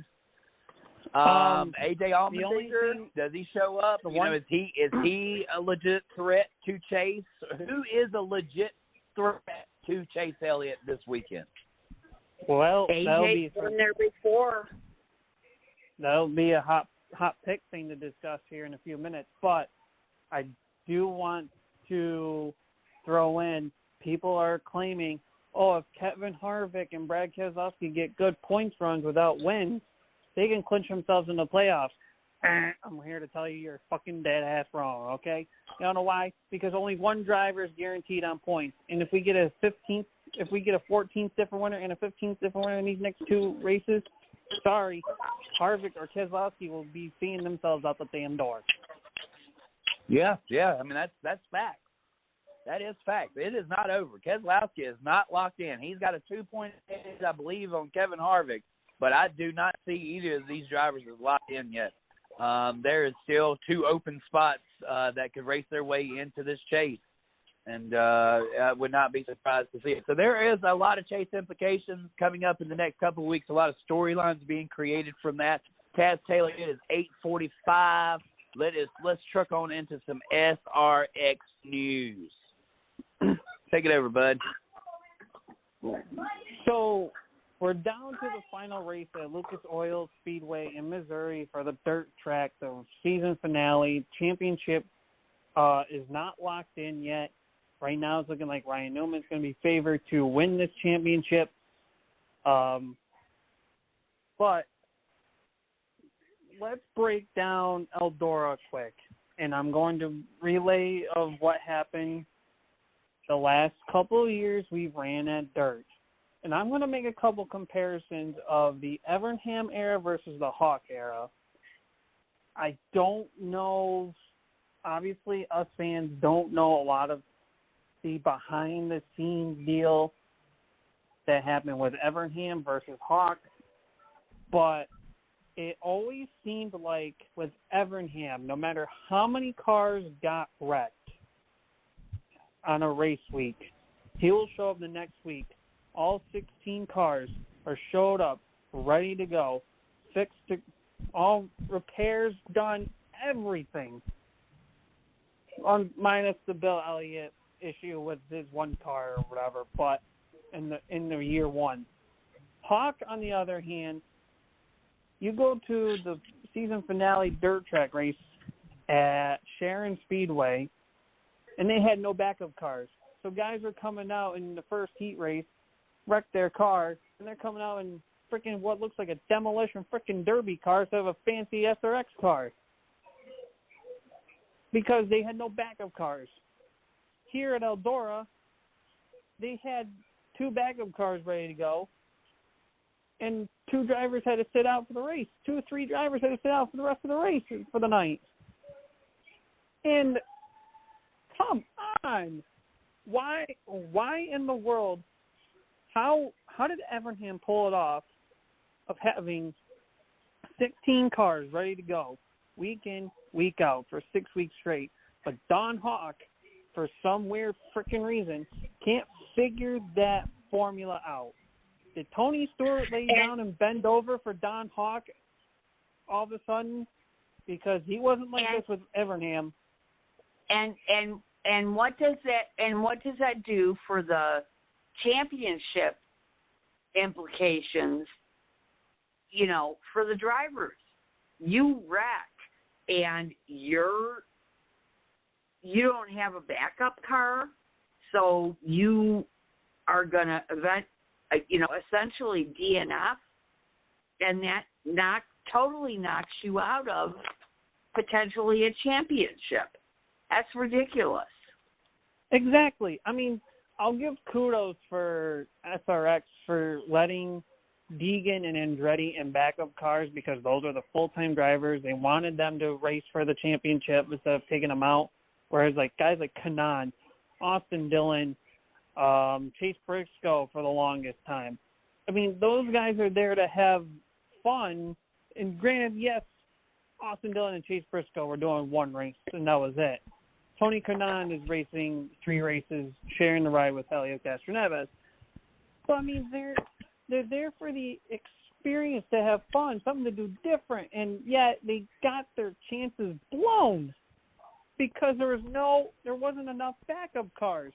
This is where I sit here and say, all right, SRX needs to either expand to 20 cars, or they got to figure something out crew-wise to get 16 cars ready to go, because that is a line of freaking bullshit that you don't have 16 cars ready to go week in, week out for 6 straight nights of racing, because Evernham did it. Evernham did it. Why can't Hawk? And I'm going to bitch. I'm going to bitch about the fact that they are not this season, and I've made this point before, they are not this season including a local driver at every track. The closest thing to local they got was Johnny Benson Jr., only because they threw Paul Tracy out of here. Yeah, so there's a spot right there. I don't see Chase Briscoe as a local guy for Eldora. I don't see, well, depending on where Briscoe's out of and depending on where Davenport's out of. But I will say this. I do give kudos for them putting in Jonathan Davenport into this race, because it throws a little bit more parity. But as you said, what happened to Evernham? Local guy flavor. Where is Evernham? What happened to him? Because he was the crew chief for these cars. He was the shop manager. He was overall. What did anybody see where he officially left the series? Obviously, he's not a part of it anymore. But where did he go and what happened? Does anybody know? I don't know, but a lot of people said he sold out. So nobody knows. Nobody's really seen details. I'm not sure.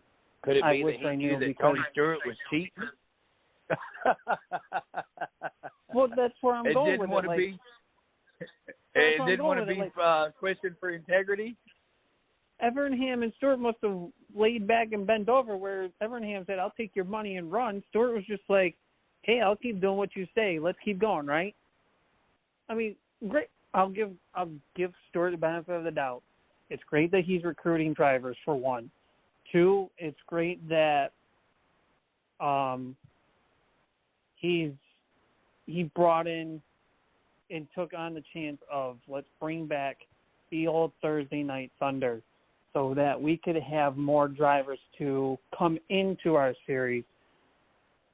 But in the sense of what's going on outside of the racetrack, we're seeing the product we're seeing on the screen. It's a little disappointing. Yeah. Well, not to mention the fact that the driver roster is very heavily NASCAR this year, with a few Indy drivers thrown in there. I mean, this is not what the initial idea was. And I'm very disappointed with that. Right. Yeah, we want evolution to happen. We want things to improve with time. It feels like the SRX series has gone backwards in a lot of sense, including like this water hose that come off of Austin Dillon's car. Like that's simple, making sure that your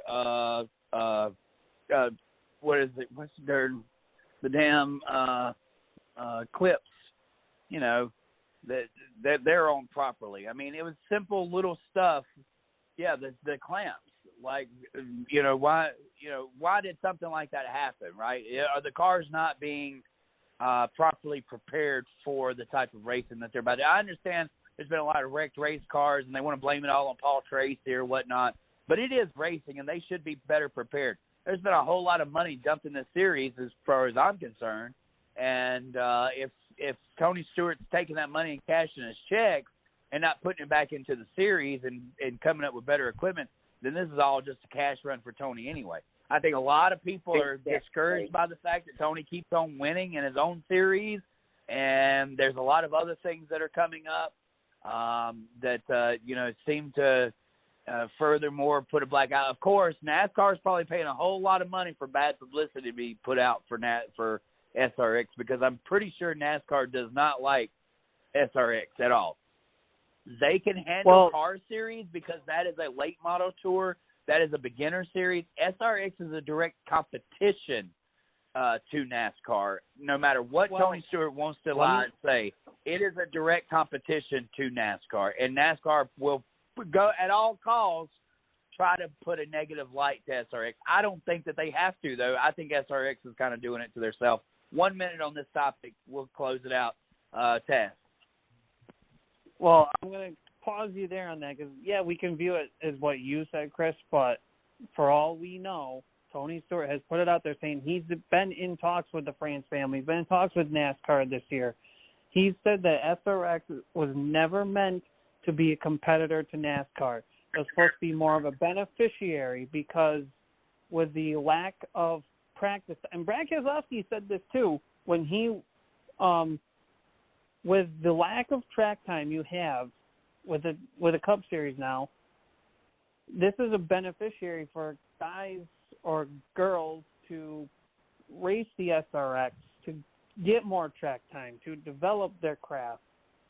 And if you look at the stats, and it kind of shows with Brad Keselowski, when he wasn't racing SRX, his average finish was outside the top 10. Since running with SRX, he's easily inside the top 10 for his average finish. So, his engineering is a plus on that deal. Look at the track time he's having, and the finishes he's putting up. Seat time is seat time. It doesn't matter what series. Seat time is seat time. And everything that you learn from whatever series you're racing in benefits every series you race in.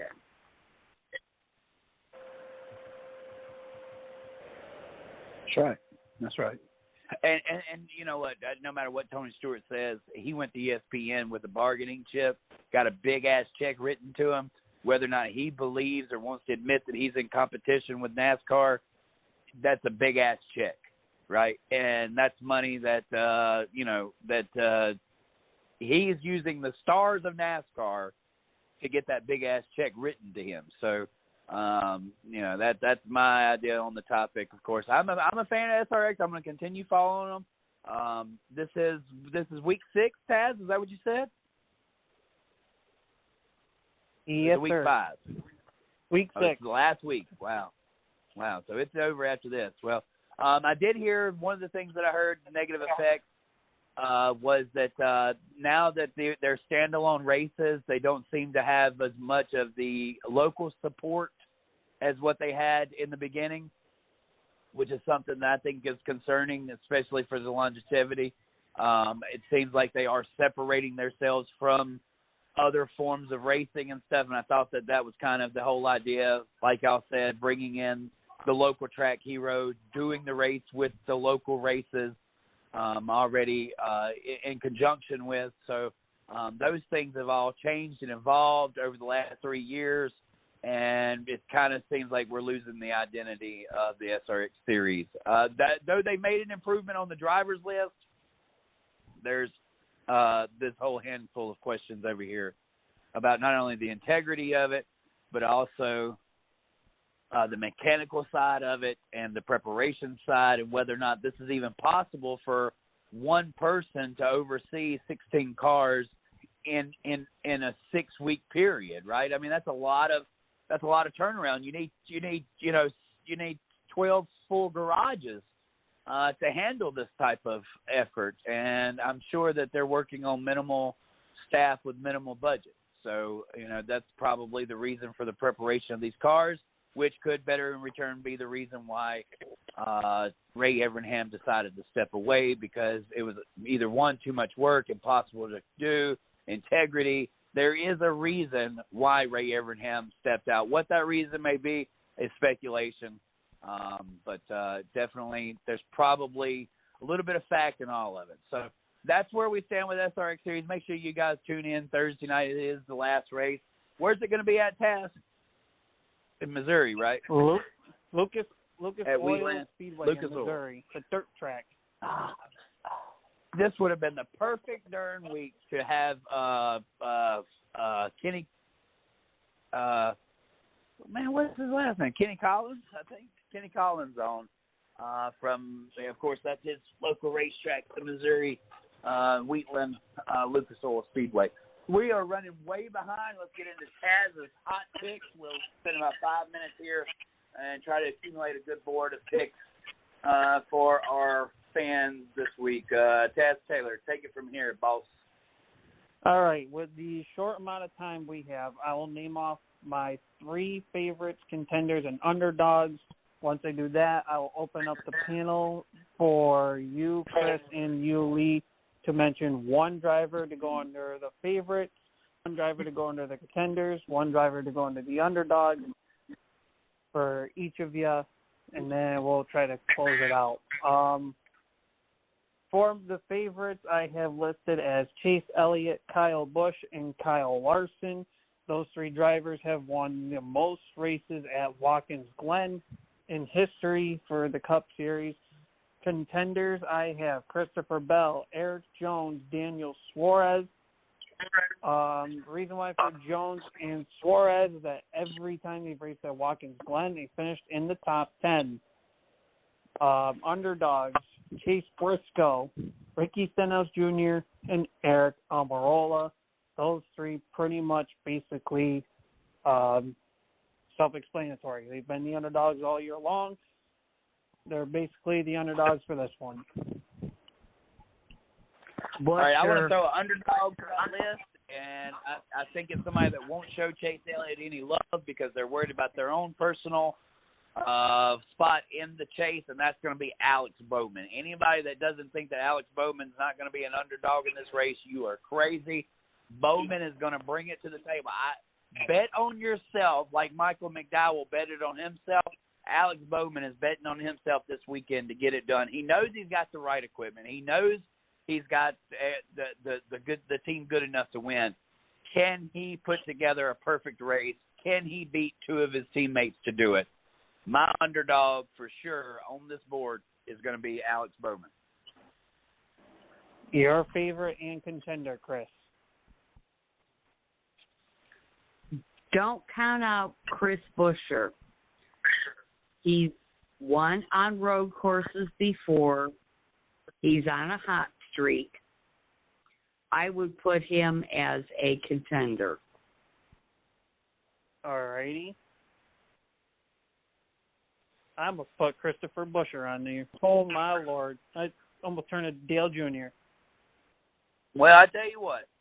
After the subpar weekend that was last weekend, there's no way, in football you always bet on the team that the good team that come out and made a fool of themselves in week 2. You can bet your biffy that team's going to come back and have an outrageous win in the 3rd week of the season. It happens all the time. You got a Super Bowl contender. He goes out, wins the first game. Then the second game, something happens. It comes unglued. They lose a tight game. But then the third game of the season, they come out and massacre their competition. That's what I believe Joey Logano is going to do this weekend because they looked pitiful at Indianapolis. There's no way in the world that I can't consider Joey Logano a contender this week because they fell on their ass, face first on their ass, however that works. I'm not sure how the ass falls in the face, but that's what happened with Joey Logano. They're going to look to rebound this weekend. They're not going to come up with the same. They're going to show up with something better this weekend. Guaranteed, Joey Logano is going to have a better outing than he had last weekend. I've got to put him in the contenders section. I mean, you know, he's too good to put as an underdog. I'm not as a for sure. He's going to be a contender. All right, and Chris, I see you put in Tyler Reddick as a favorite.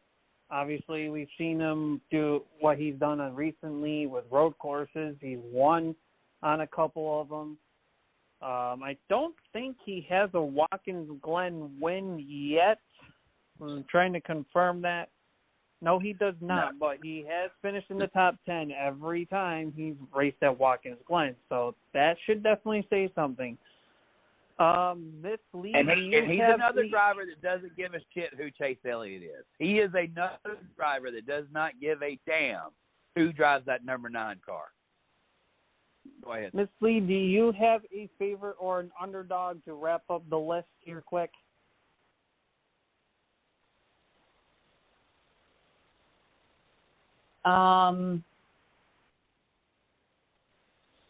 Well, where's AJ? I know you want to say his name. Huh? We do not have Dinger listed on this list. However, he is a winner at Watkins Glen. Right. I think he's more focused this weekend. I think we could put him.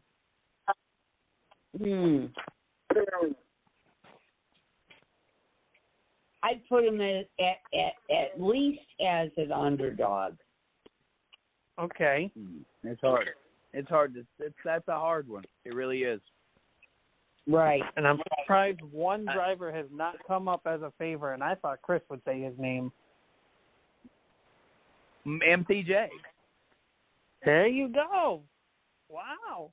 I mean, you're talking about the hottest driver in NASCAR right now, Taz. It's really not hard to read your mind on that. I know my wife's over here like, damn, you can even read their minds? Look, I know. It's like that sometimes. But MTJ is the hottest driver. He is so fine. He's like just tearing the track up. Yeah, I'm talking about MTJ. Look, you got to put him on the favorites list. There's no way. He is the rising star, right, of the drivers right now. We have not had a specific number 1 all year long till Martin Truex Jr. So now we have a specific number 1, but it also has to lend you to wonder, is William Byron being cut short off of this list? Because William Byron has had the most up and down all around season I think that anybody could have. One weekend he's like unbeatable. The next weekend he's running 24th. So, but he has 3 good weeks and then 1 bad week. So consistently, it's hard to put Byron as a favorite. But if you're putting Truex on the list, you got to put Byron on the list. And maybe he's a contender or an underdog. But please, let's not close this show without giving Ty Gibbs a seat at the table. We've got to bring the high chair in. We've got to set up the baby food. We've got to take the lid off. We've got to make sure that the formula is just at the right temperature.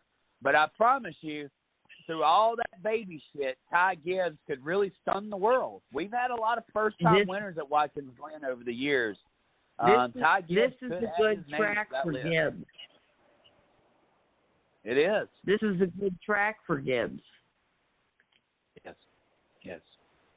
So MTJ, William Byron, and Ty Gibbs, they all need to make this list. And I don't even see how the hell we can come off of McDowell winning this past weekend and not somehow or another have his name added to this list. I know can't everybody make the list.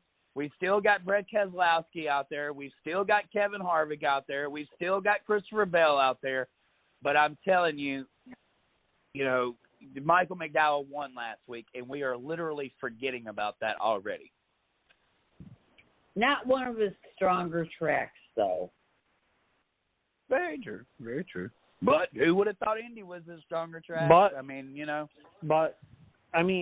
Chris, we have had lists all season long where we've mentioned names, but they're not on the list.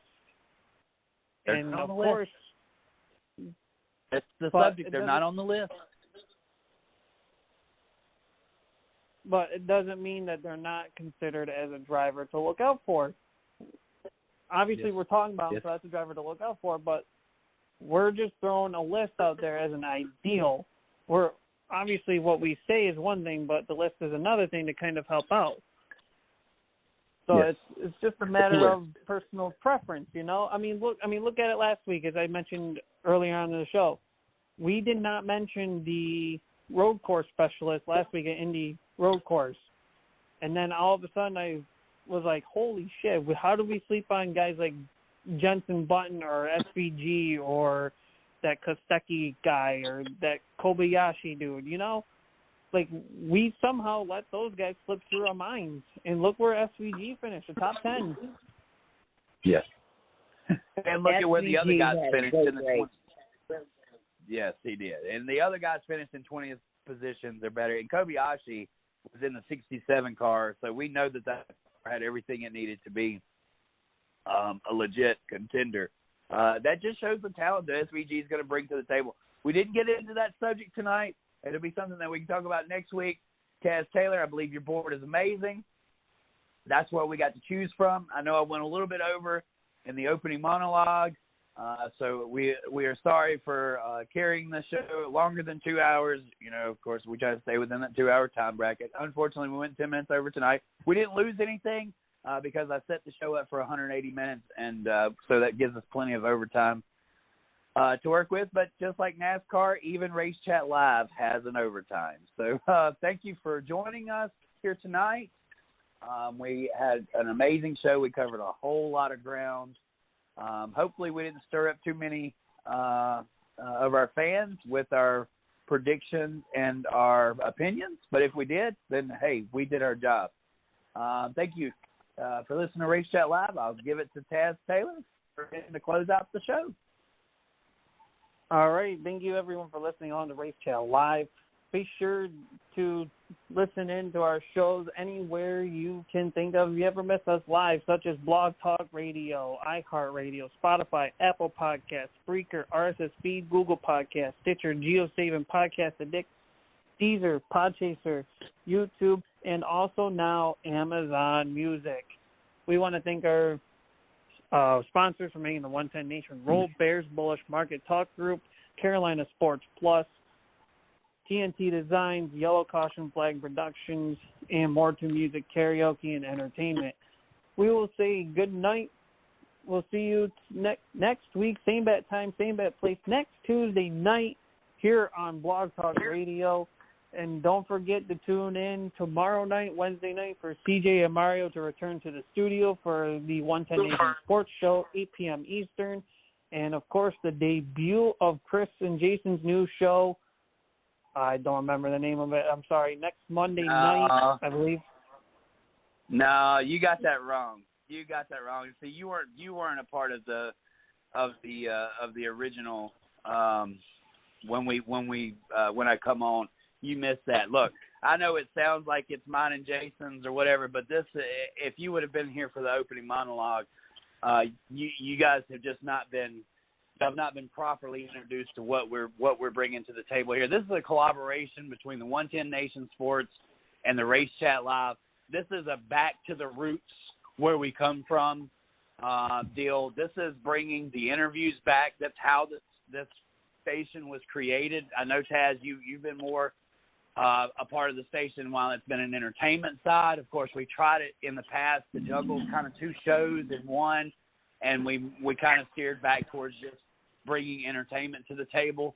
This is the opportunity to have everybody on board and a quick 30-minute podcast. It's called the 110 Nation Sports Race, the 110 Nation Race Chat Live exclusive.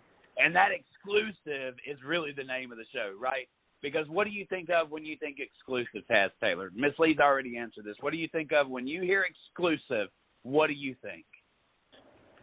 Extra content, something special. Something special. And that's what we're digging here. And we want everybody a part of this. Right now, it's going to be Jason and I asking the questions, but we still want everybody in the 110 Nation to be a part of this. It's a celebration. It's a celebratory moment. We've come back to where we began.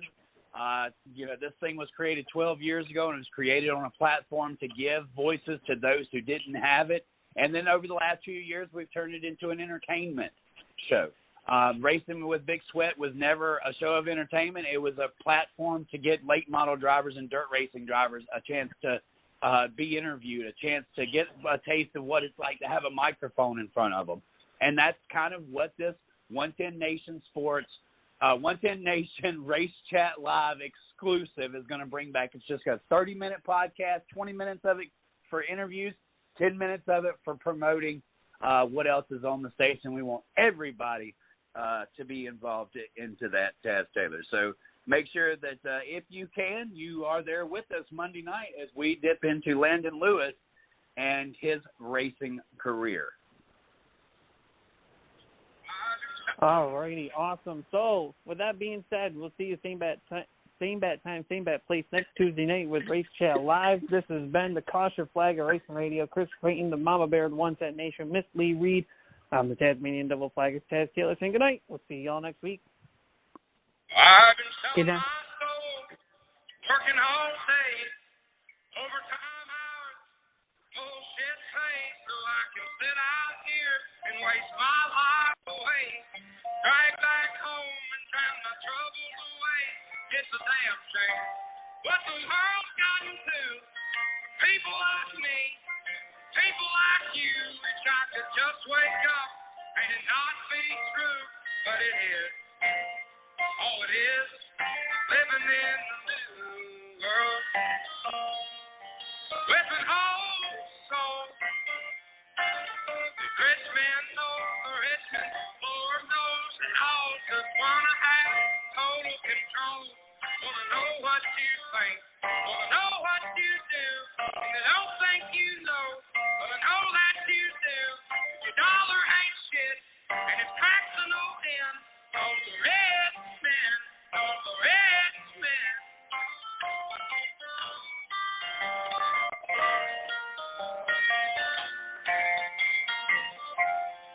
Wish politicians look out for minors, not just minors on an island somewhere.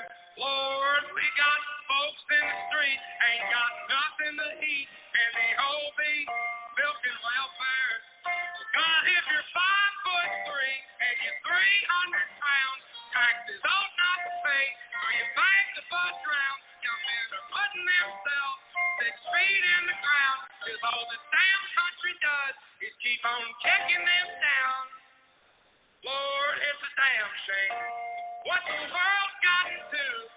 For people like me, people like you, it's not to just wake up and it not be true, but it is. All it is, living in the new world, with an old soul. These rich men know the rich men, Lord knows they all just wanna have total control. Wanna know what you think, wanna know what you do, and they don't think you know, but I know that you do, 'cause your dollar ain't shit, and it's tax to no end, 'cause the rich men know the rich men.